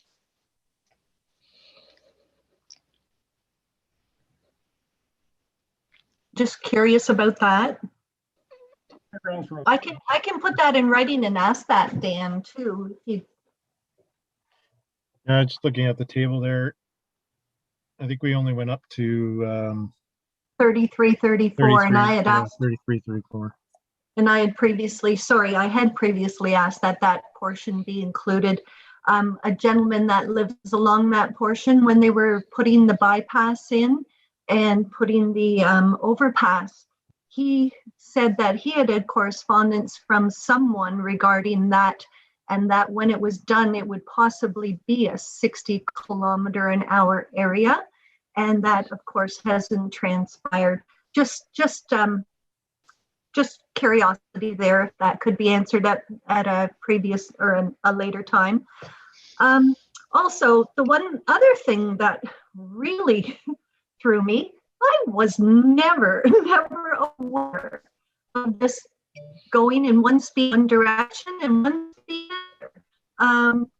The county or 3637 side road east is not posted. So anywhere from 124 to the 6th concession is 80 kilometers. But if you're coming the other way into Nottawa, it's posted as 50. Am I right in that? What is this one direction? It's mentioned on a table, and I don't have my good glasses. I think it's the one. Do you want me to take that, Dan? Yeah, please. Yeah, the one direction, when we referred to one direction, the information that was collected by OTI was both directions. So each direction. The information that we got back from the township on the speed sign data, that was in a single direction. because the speed sign was only in a single direction. So it's not to infer that it's a different speed in the two directions, but just that it was only collected in one direction. Okay, well, that was just, I'm looking at table 8, I believe it is, and point ID 42 and 43, it just says the one direction. And that's what was confusing me. You don't presume to change those, like have it posted one speed one way No. and one the other, the way it reads. Thank you. But so having said that, 3637 Side Road is posted one way at 50 coming into Nottawa from the 6th concession. There's just no 50-kilometer-an-hour signs at all going to the 6th concession. And the mention of it was Tom, I believe, brought it up. The totality of the roads. That would affect the algorithms, if I'm correct, which would mean that people would choose to go elsewhere and stick to the arterial roads and the collector roads. And if we were to lower the speeds on, say, Fairgrounds Road, which just goes from the village of Creemore and it just goes to Beechwood Road, that's not through to the beach. Should by rights be going Airport Road and down through Stainer's Corners. And then you've got the 6th line. Again, goes through Creemore. It's a winding road. It's not really a collector road. Yes, it goes across, but it just goes to the Poplar Side Road bypass. Or it goes down to, it ends basically at in Collingwood and goes out to the bypass there. Those roads don't need to be collector roads or have any fast traffic on them, in my estimation. The 6th line goes down in speed right at the church, just off 90. So it goes down to 50 in that area, and then it goes back up to 80. Then it goes flying past the airport. It's got a stop sign at the 3334, and then it goes through the batter, which is 50 again. A little more consistency would be good, or backing up those 50-kilometer-an-hour zones. That's just where I'm at, stopping the algorithms and making people slow down, and then maybe they won't choose to go those routes. But that's basically what I'm thinking. I like the fact that the 3637 Side Road's been included, but for complete transparency, I do happen to live on that road west. So all of this area, I have family that lives on the 10th for more clarity there. And we live these roads every day, and that's where I'm looking at some of this stuff from. And I appreciate the input. If you can get back to me regarding Fairgrounds North and a little bit more about why we couldn't back those things up. The 50-kilometer-an-hour zones, and the 3637 east. It used to be a through road. It isn't anymore now that the bypass is there. So maybe that's something that's antiquated now, and appreciated that they kind of noted that in the study. Thanks. Thank you, Councillor Deneen. And I think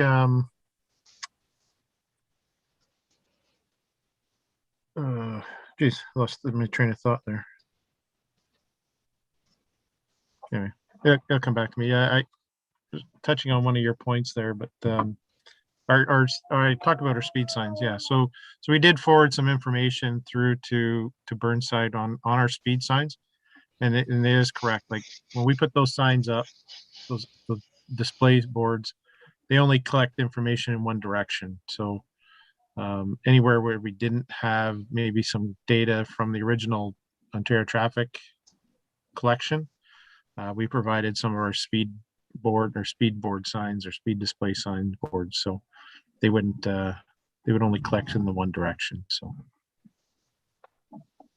so after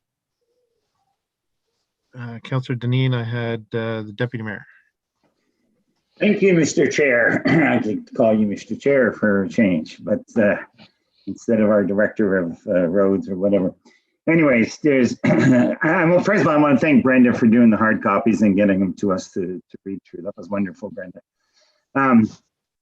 At the last NEC meeting, let me begin this by saying, traffic, if you think we're going to stop it, it's not. Traffic is going to get worse and worse and worse. Bicycles and bicycle attraction here is going to get worse and worse and worse. So that's a fact we're going to have to accept. At the last NEC meeting last week, we talked about this. Visitation to our local parks, our local scenic areas is up 300%. 300% from last year. And that's because of COVID. People have discovered that let's discover Ontario. You know, we can't go south, we can't go here, let's go discover Ontario.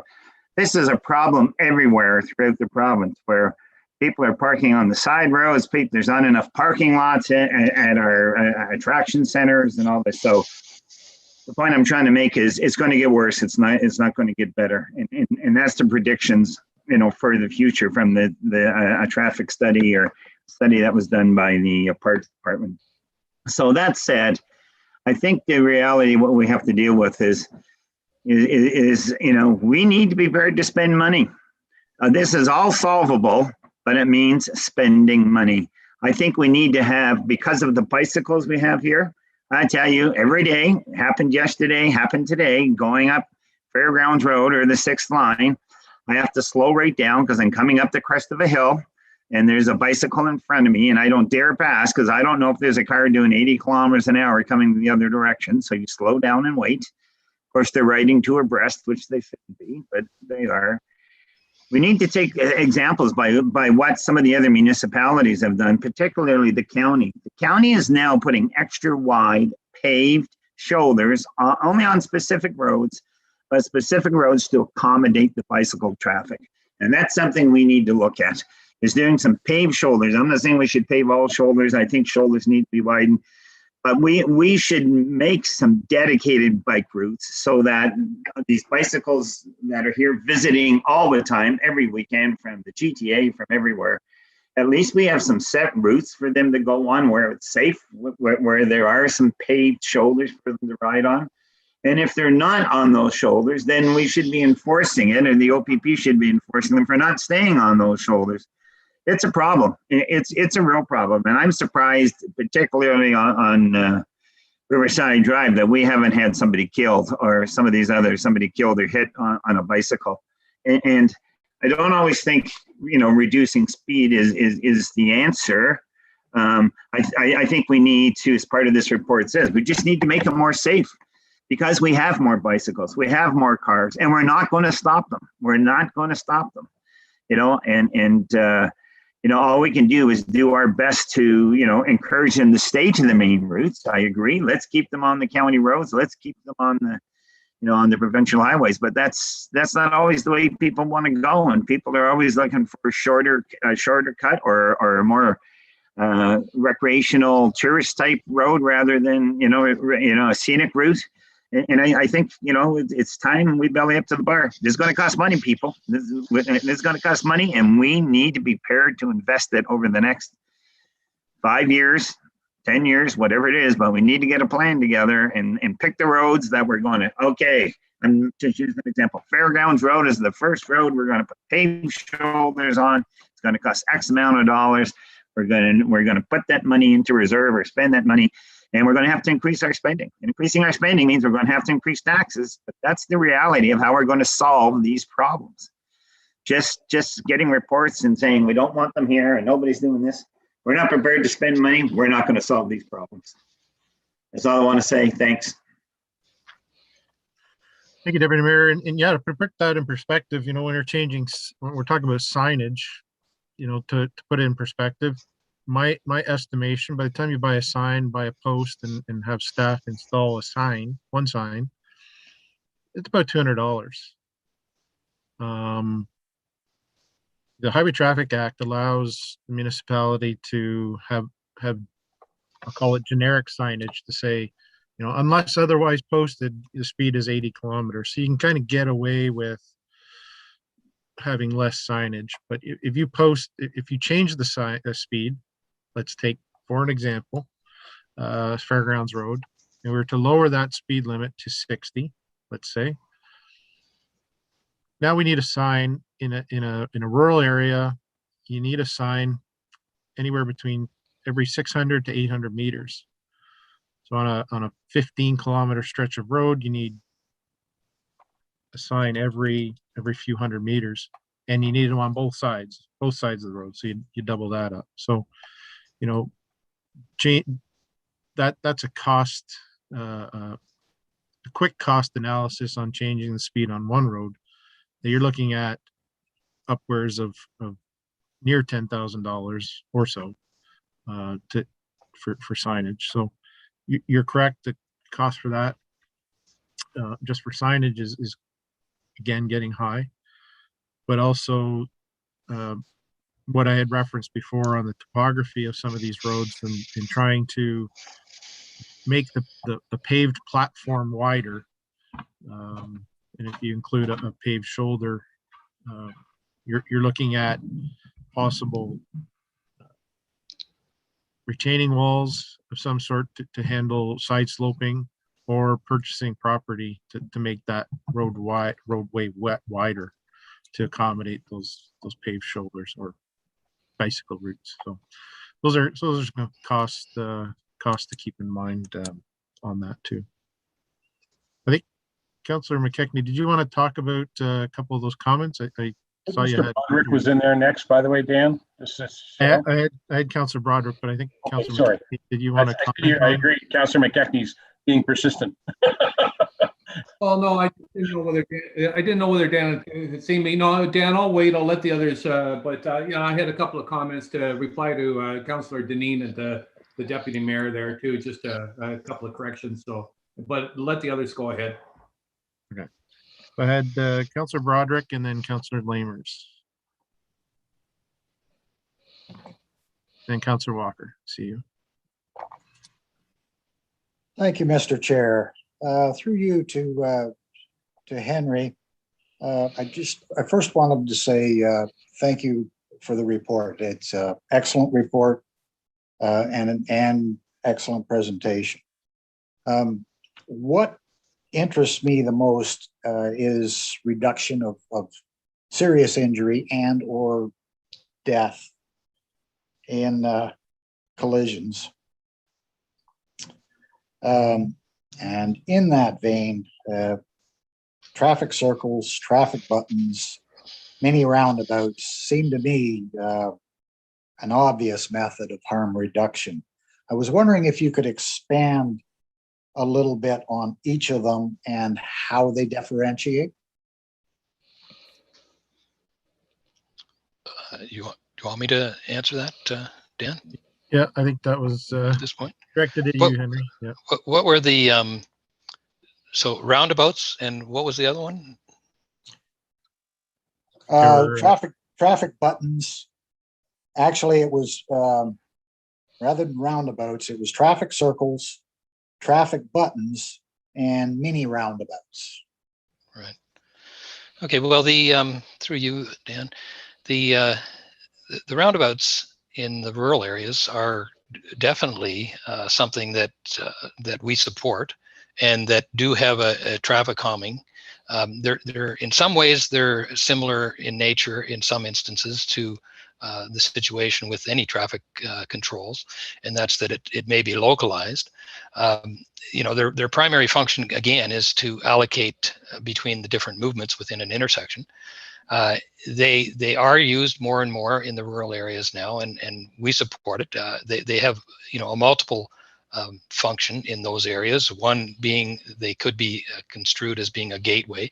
They certainly have the motorist the motorist paying attention to the speeds, because the actual alignments coming into the approaches require them to do that, and it does slow the traffic through the roundabout and coming out the other side of the roundabout. So we're definitely supportive of it. It depends on the frequency of them. It depends on the location of them as to how effective it's going to be from a corridor, the whole corridor situation. For the other ones, I think in an urban area, the smaller ones, the mini roundabouts or the traffic buttons, as you referred to them, they're in those areas. Definitely they have merit there as well. Okay, and actually do have a traffic calming. That is part of the traffic calming that they provide. The problem has been for a lot of them is that first of all, they're fairly costly. I mean, the dollars are down now, but when they first came out and they gained favor, then the cost and the right-of-way requirements were somewhat restrictive. But more and more, you're seeing them in the new developments, and motorists are getting more familiar with them, so they're being driven appropriately. In the urban areas, from an active transportation perspective, they are something that again is sort of site specific. We're just involved in one over in Kitchener, which Waterloo Region put in, but we're doing a high school over there, and it's it's a 2-lane roundabout, and we have to bring 2,100 students through it. Basically, well, they don't all go through the roundabout, but certainly that's what it's being used for, or will be used for once the high school goes into place, because it's a new high school. So you do have a situation there where it shows, and it has been demonstrated. All of the studies on roundabouts show that that as a method of reducing collisions, they again reduce the severity of the collisions. You might get different collisions in them, but again, because of the low speeds that you need to that go into effect through these, they're definitely definitely a plus. So we're big supporters of them. It comes back down to whether or not you have the space for it and the dollars for it. But I'm a promoter of those, like over signalization.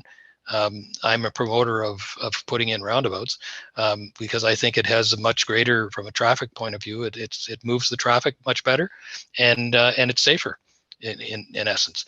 Again, and I think as people use them more and more, I think you're going to see that that they will be, from a point of view of active transportation, they will also be integrated much better than they have been in the past. I mean, that was one of the concerns, when they first came out, as to whether or not you could actually move through them. But there's ways of designing them, right? I mean, even for cyclists that don't want to travel through a multi-lane roundabout or even a single-lane roundabout, you can have them use the pedestrian routes through them as well. So I'm a promoter, I mean, on roundabouts, so you don't have to sell me on that one, but it is kind of context sensitive as well. And if you're trying to put them in, well, there are some probably locations that you might have in your municipalities, like existing ones where you've got issues. I don't know if that was something, say, on the one that we referred to there earlier. Yeah. So if that might be something that you want to consider at that area, but again, you're going to have to get some property, etc., for those, because usually these intersections are not accommodated. You need to swing over the approaches in order to get the deflection that you need in order to slow the traffic, right? Yeah, just to take that one step further, I was wondering if when you mentioned that they are more costly, and I understand that, wondering if you any idea of the percentage of cost versus a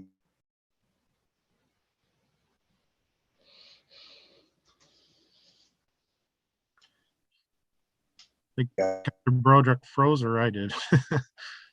Yeah, Mr. Broderick froze. Yeah. Mr. Broderick's frozen there. It's unfortunate. So Henry, maybe I think what he was trying to say is, do you have a cost comparative or general cost between signalization and a roundabout costing? Yeah, it really depends on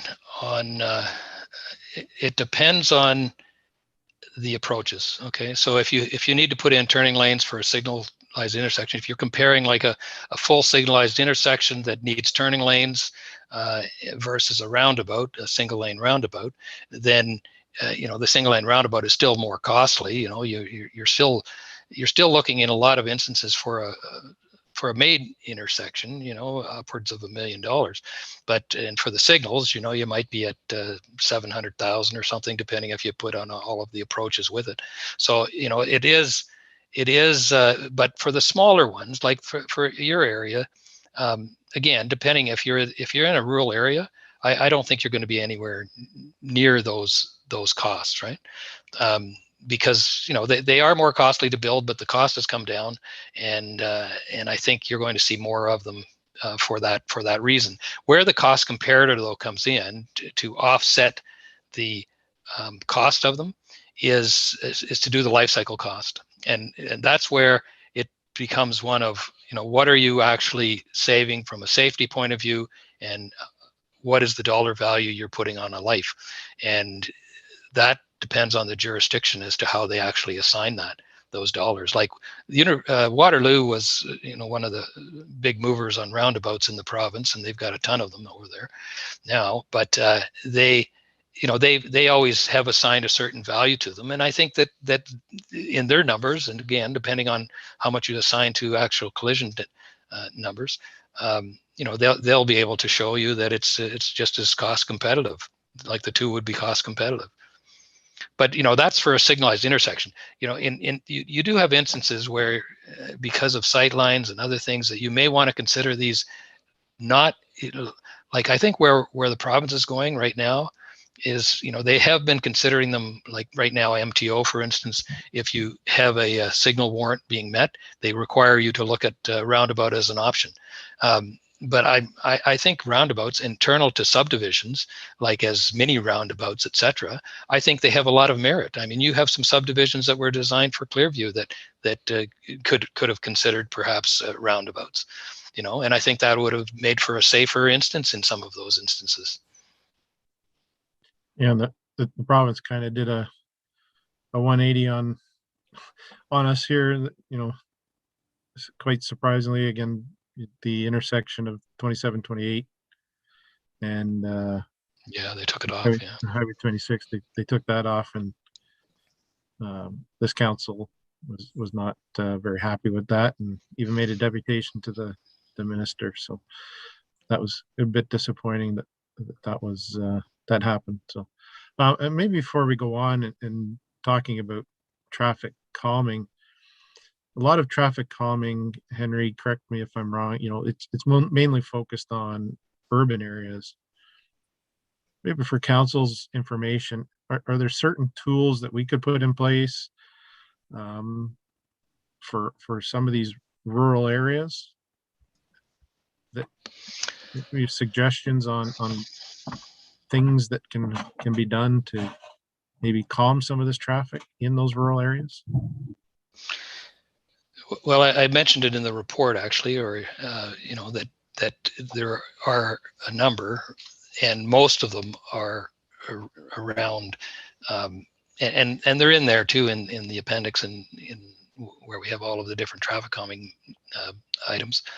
But your signage that you've been using now, signage is definitely a part of it, and the automated speed enforcement, and then the signage to let the motorists know what speeds they're going, etc. I mean, that's part of it. But the actual line markings that you put on the edges of the to give that perception of narrowing, all of that, or even other graphics on your roads, it all goes towards letting the motorists know that they need to slow down, and that there are some other users of the road potentially, or even that the road itself, with vehicle to vehicle. So, those are the kind of things that really, and then enforcement, of course, is the only other one. It will continue to be, because the physical ones and the other ones that you will see in there, they just don't apply to rural areas, and they're counter to rural areas. So it just doesn't, it just doesn't work. And similarly, if you've got gravel roads, which you have a number in this study, even the surface markings aren't available to you because it's a gravel road. So they definitely are limited, and that's what we're saying, and that's why the problem is related to trying to make them as safe as possible, knowing that the traffic calming mechanisms that you have, that they're not really available to you to mitigate after the fact. Thanks. Yeah, and budget constraints for this year only allowed us to do centerline markings, and perhaps if council were to approve an increase in the budget, as Deputy Mayor pointed out, that it's going to cost, but we could certainly look at edge lines as well moving forward. So Councillor Broderick, you froze up. Did you catch that answer, or did you have any more questions, comments? Unfortunately, I missed most of the answer. My internet took that opportunity to drop me off altogether, so I had to go back in. So yeah, I think the gist of the answer was it kind of depends. If you're doing major intersection works, you're into to millions. Yeah. But single lane kind of roundabouts is less costly, but it comes down to, in my knowledge, they take up a little bit more land, so you would need a little bit more land for roundabouts. Certainly. But no different if you're doing turning lanes. If you're doing turning lanes and left hand and right hand turning lanes at a signalized intersection, you need the land there as well. So they're pretty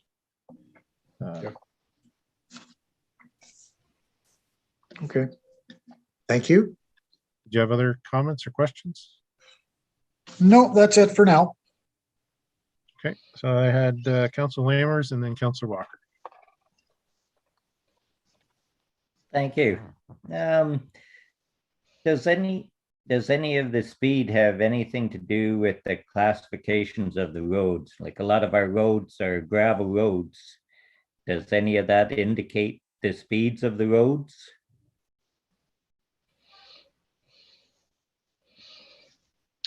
Henry, did you want to take that?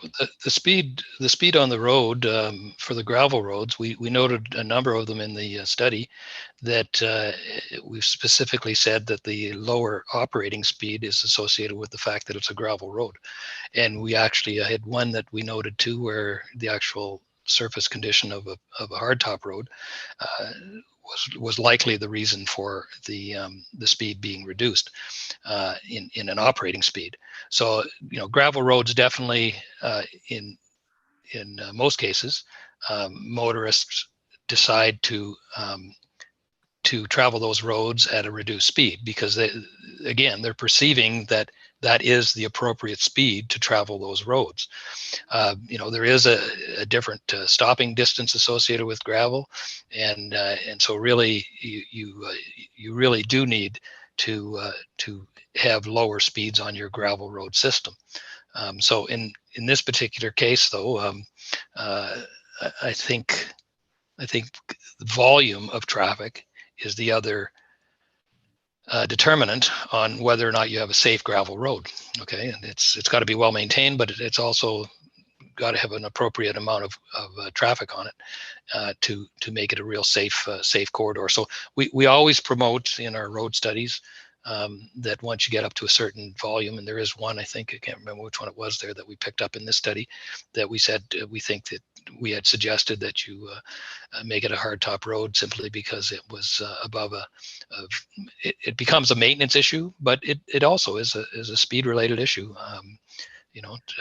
But once you pave it, that's the dilemma with the one that I'm thinking of in this, that once you pave it, you do attract higher speeds because again the motorist perceives that they can drive it faster.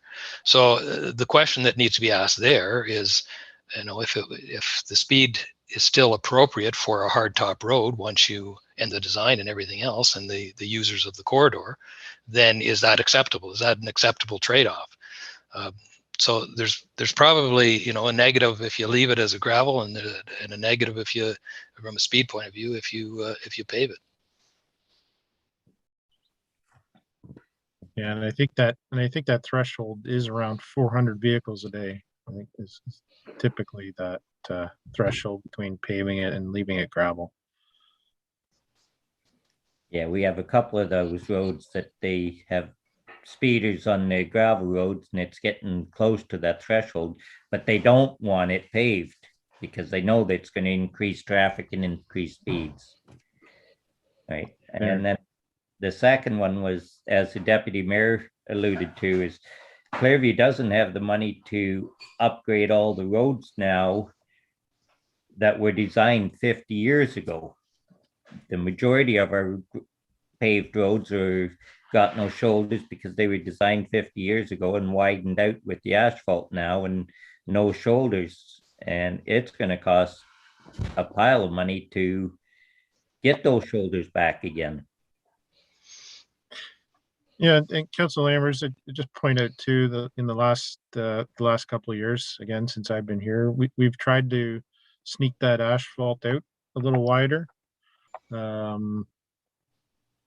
In the ones that we've repaved in the last couple of years. So I think once we get some pavement markings on there, it'll be more noticeable. I'm a firm believer in the paint the visualization of paint on the road. The narrower you make it, even with the technology of the cars today, if you make those lanes narrow, the vehicles will start beeping at you, and you know, your lane assists and all that. It makes a safer car, yes. So it makes a smarter driver too. They stay within that lane, or the car starts beeping at you. So I think moving, we'll see some improvement, I think, this summer once we get the yellow center lines on a lot of these roads.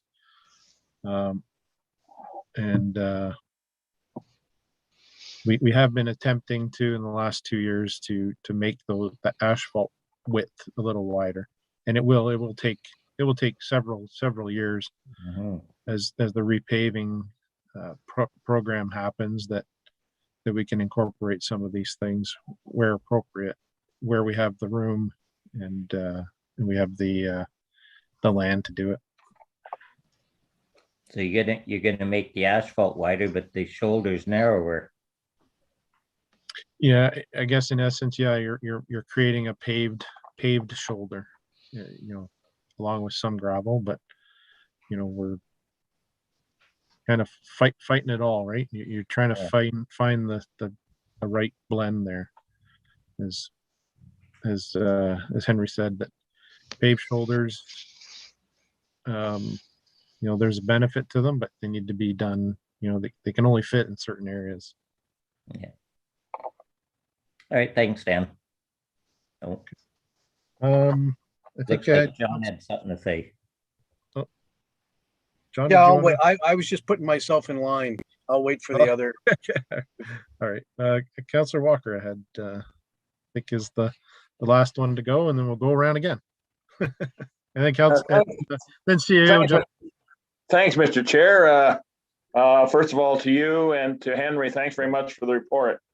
What the report does is allows this council to gives us some direction as to what we need to do moving forward.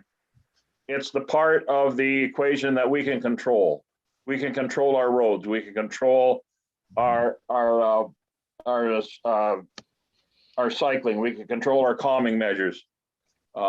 We can't control the speed enforcement. We can't control the driving habits. So what we have to do is we have to rely on the engineering of those professionals to give us some direction on what we can control. And what we can control are the roads and the signage, the shoulders, and the ability to make them safer. So I thank you for the report. It certainly pushes in that direction. To Barry, Deputy Mayor, thank you. We have a report, and I agree. We are going to have to spend money if we're going to move forward with this report. And it may take us, as you say, 5 years to move forward and do certain things. And if that's the case, that's the case. There are some things we can do now, like some of the recommended speed reduction in certain areas, but there's other things that we need some science on yet to further make decisions whether we can do more with. So I'm looking forward to moving forward. The other thing I'm going to say is that, and Barry alluded to it as well, maybe there are certain roads that we need to prohibit cycling on.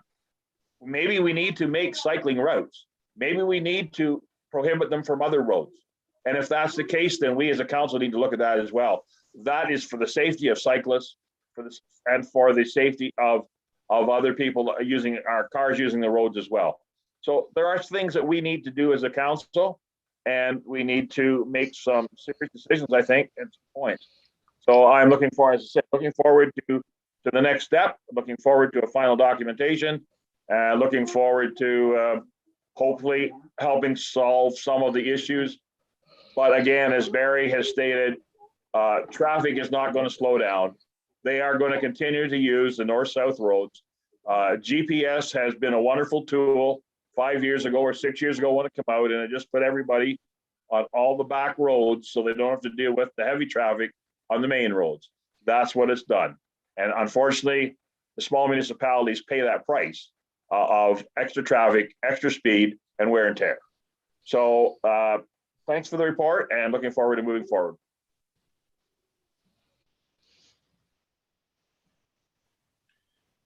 Great, thank you. John, did you have comments to make? I was going to let Councillor McKechnie go before me, and then.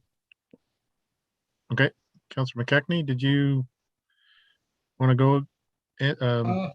Okay, yeah, thank you very much. I just have a couple of comments. First of all, Councillor Deneen mentioned about the area in front of the 6 Line Church.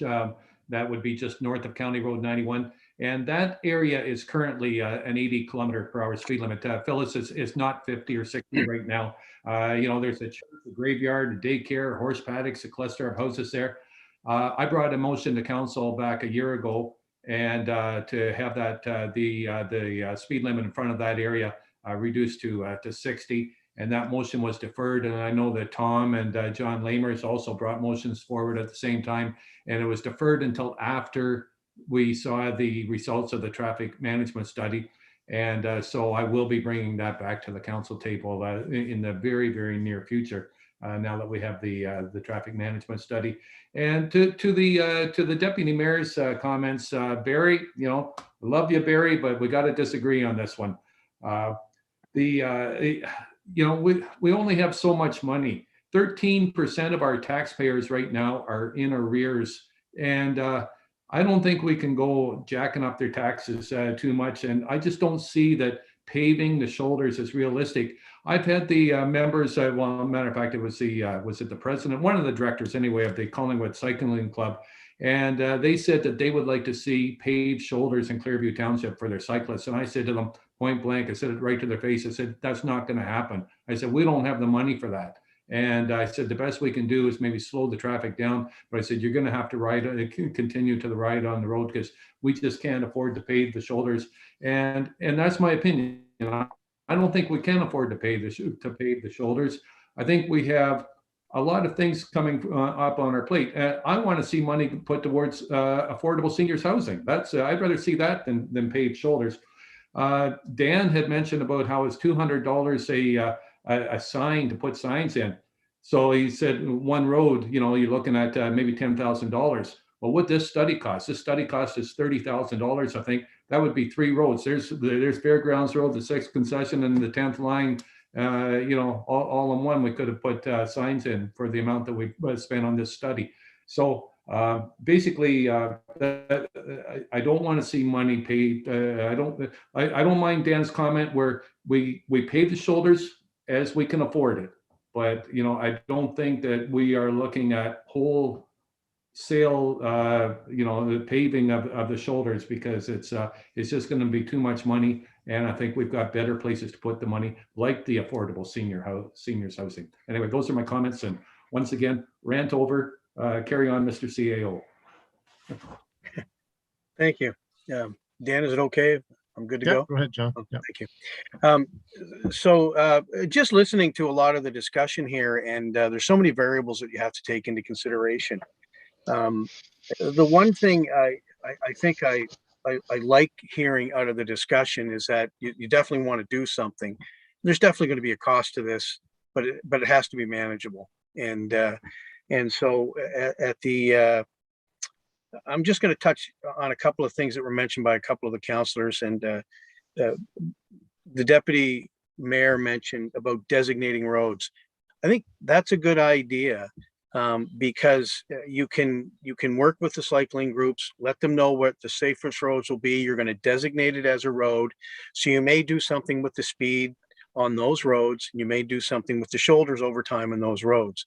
But I think that's a good discussion to have and designate routes. I don't know if you can prevent them from going on other roads, because I don't know if we'd have that authority, but ultimately you'd want them to use a designated route. And that's something you would have to promote with those cycling clubs. Also in the area in Clearview, you have attractions where you're going to draw people to those attractions, and you're going to have new attractions in the future that you'll be drawing people to. And so what does that mean for calming traffic in those areas? And I think it's important. We know where certain vehicles collect in our communities, and you would know better than me. I'm new here, but that happens. And so I think it's let's take a good approach to this, that we want to do something, but recognize the limitations financially. Not to say that we can't spend some money. We'll be able to spend some money, but ultimately let's take an approach to plan for the future, to see what can work, what we can do in the short term, and let's not spend too much money in one area in the event that we're making a mistake. So let's plan for it. Let's see what we can do in the short term and go from there. So this draft document really is draft because we wanted to hear everybody's feedback. We want to hear what you're receiving as counselors from the community and what that means and what you perceive things to be, so that we can capture that in our plan going forward. So the study gives us clear areas that we have to be careful with, because we don't want to create liabilities for ourselves, but at the same time making a better experience for people that live in the community, people that bike in the community, and people that drive in the communities. And that's ultimately the goal. So I would encourage us to continue with your feedback. If you don't mind, Dan, if you can send them to Dan, you may copy me, but Dan will be the collection of the actual information so that he knows that he's getting it from each counselor, and to see what we can do about those requests. Ultimately, you're free to bring motions forward, but we'd like to be ready for you. That's all, so that we can clearly give you an idea of what the cost will be and when it can be done. So not to stop any of the actions from occurring, but just so that we take an approach that we understand. Is that fair? Everybody? Okay. Well, and I think it's a good meeting. A lot of feedback. There's some issues there with our roads. There's no question, and we have a very comprehensive study, but it doesn't cover everything. Nor do I think it could. It's just a lot of it is the behavior of people, and that's what we're trying to manage, and that's probably the hardest thing to manage.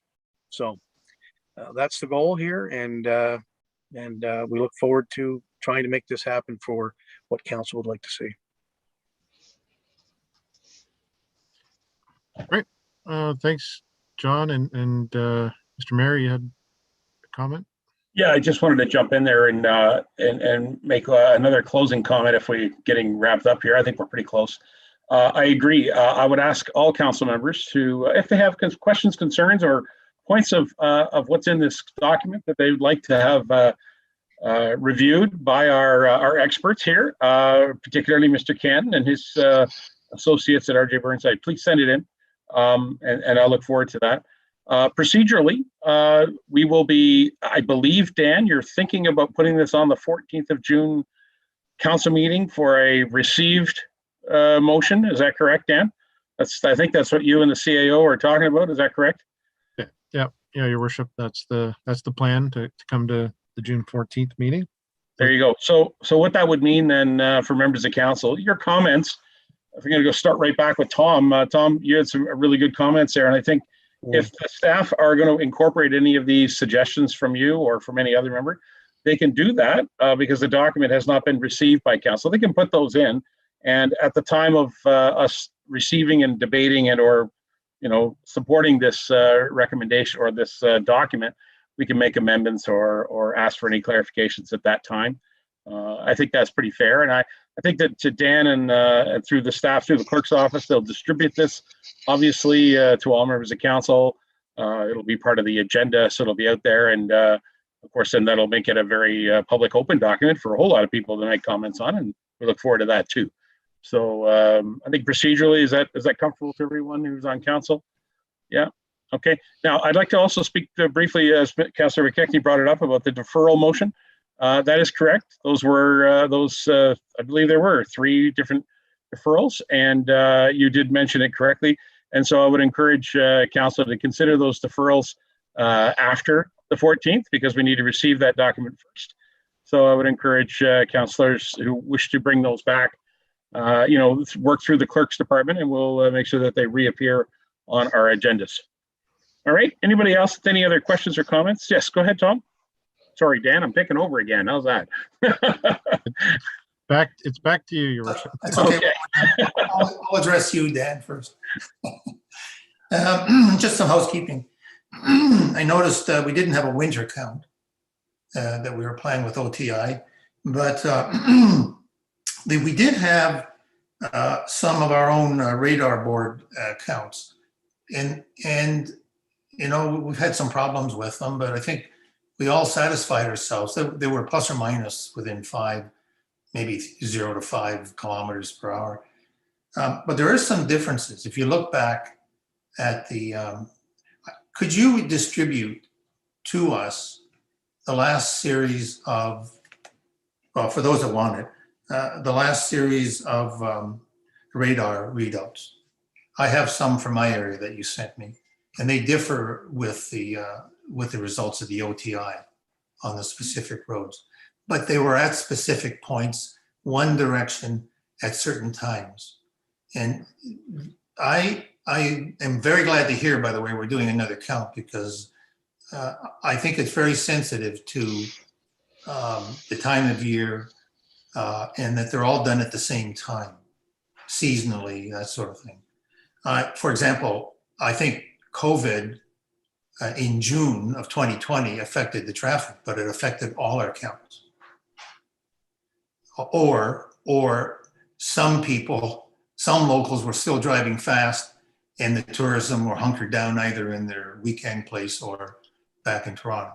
I don't know. We'd have to sort of think about that, but the future count will tell us that. So question is, can we have the last set of radar counts sent?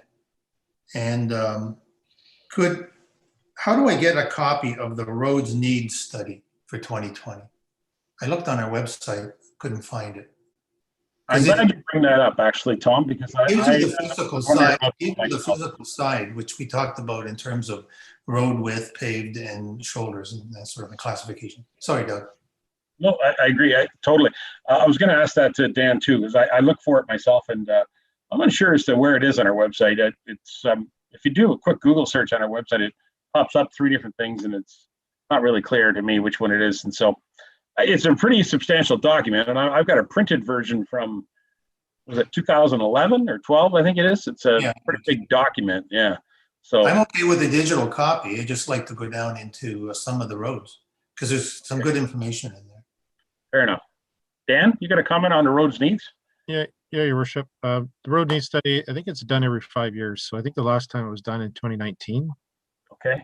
So I can look for the last copy. I'm pretty sure it was in 2019. Henry, I think, referenced the 2020. Now it could have been in 19 and published in 2020, but that's what I'm asking for. It was one of those years. I'm thinking it was 2014 to 2019. That's what pops in my head. But okay. I'll do some research and I can send it to all members of council electronically.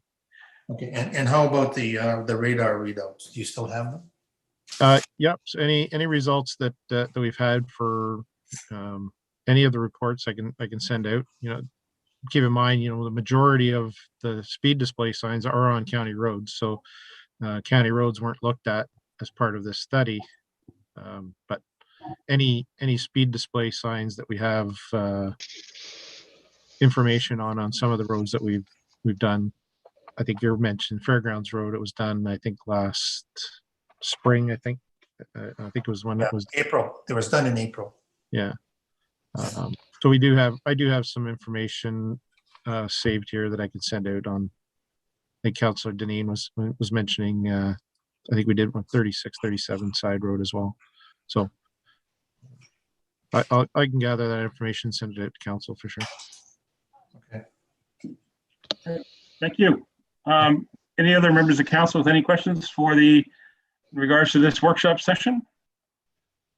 All right. I see a couple of members have dropped off the screen on me here, but I know there's probably still there. Okay. Henry, if I may, I just want to thank you again for all your work. I appreciate there may be still some more work ahead. You'll be working with Dan and our team through the CAO. And Henry, have you got any requests from us? Are there any information that you think that you may need, or is there any resources that we can apply to assist in completing this? Henry? No, I would like, if council is sending in their comments, written comments, I'd like to receive copies so that I could go through those. I'm sure Dan and John will make that available to you. Okay. No, All right. Well, thank you. Been very good. Appreciate it. Thank you, Henry. Just as a brief note, I want to mention, I really appreciate your comment about roundabouts. I wrote it down, and I may call upon you for some type of statement, because I would like to meet with the minister once again. And Dan, maybe we'll bring Henry with us. So there you go. Anyway, thank you for that. Members of council, if there's nothing further, I have a couple of quick motions here that need to be done, and then we can wrap up our meeting. Anything else? Anything else for the good of the meeting, council? Okay, fair good. Okay, council, then we're on item number 4. Thank you, Henry. Okay, item take number care. 4, thank you, is our bylaw to confirm the proceedings of the council meeting. Recommendation be it resolved that bylaw number 21-51, being a bylaw to confirm the proceedings of the May 27, 2021 council meeting and workshop, be presented and read a first, second, and third time, finally passed on the 27th day of May 2021. Can I have a mover and seconder, please, on the bylaw? Where are we at? Broderick and Councillor Deneen. Broderick and Deneen. Any questions? Hearing none, I'll call the motion. All those in favor? And the bylaw carries. Thank you very much. The motion to adjourn, recommendation be it resolved that the council meeting be adjourned at, where are we at? 4:29 p.m. May I have a mover and seconder on the adjournment? That'd be Burton and Lamers. Burton and Lamers, and I will be happy to call that motion. Those in favor? And everybody's in favor. Thank you very much. Thank you, everyone. Thank you to our staff. Thank you. Appreciate Dan and our staff working on this, and I appreciate the style of the workshop. Dan did a great job chairing the meeting. And councilors, if I'm not here at a meeting, you can call upon Dan. See you later. Bye-bye.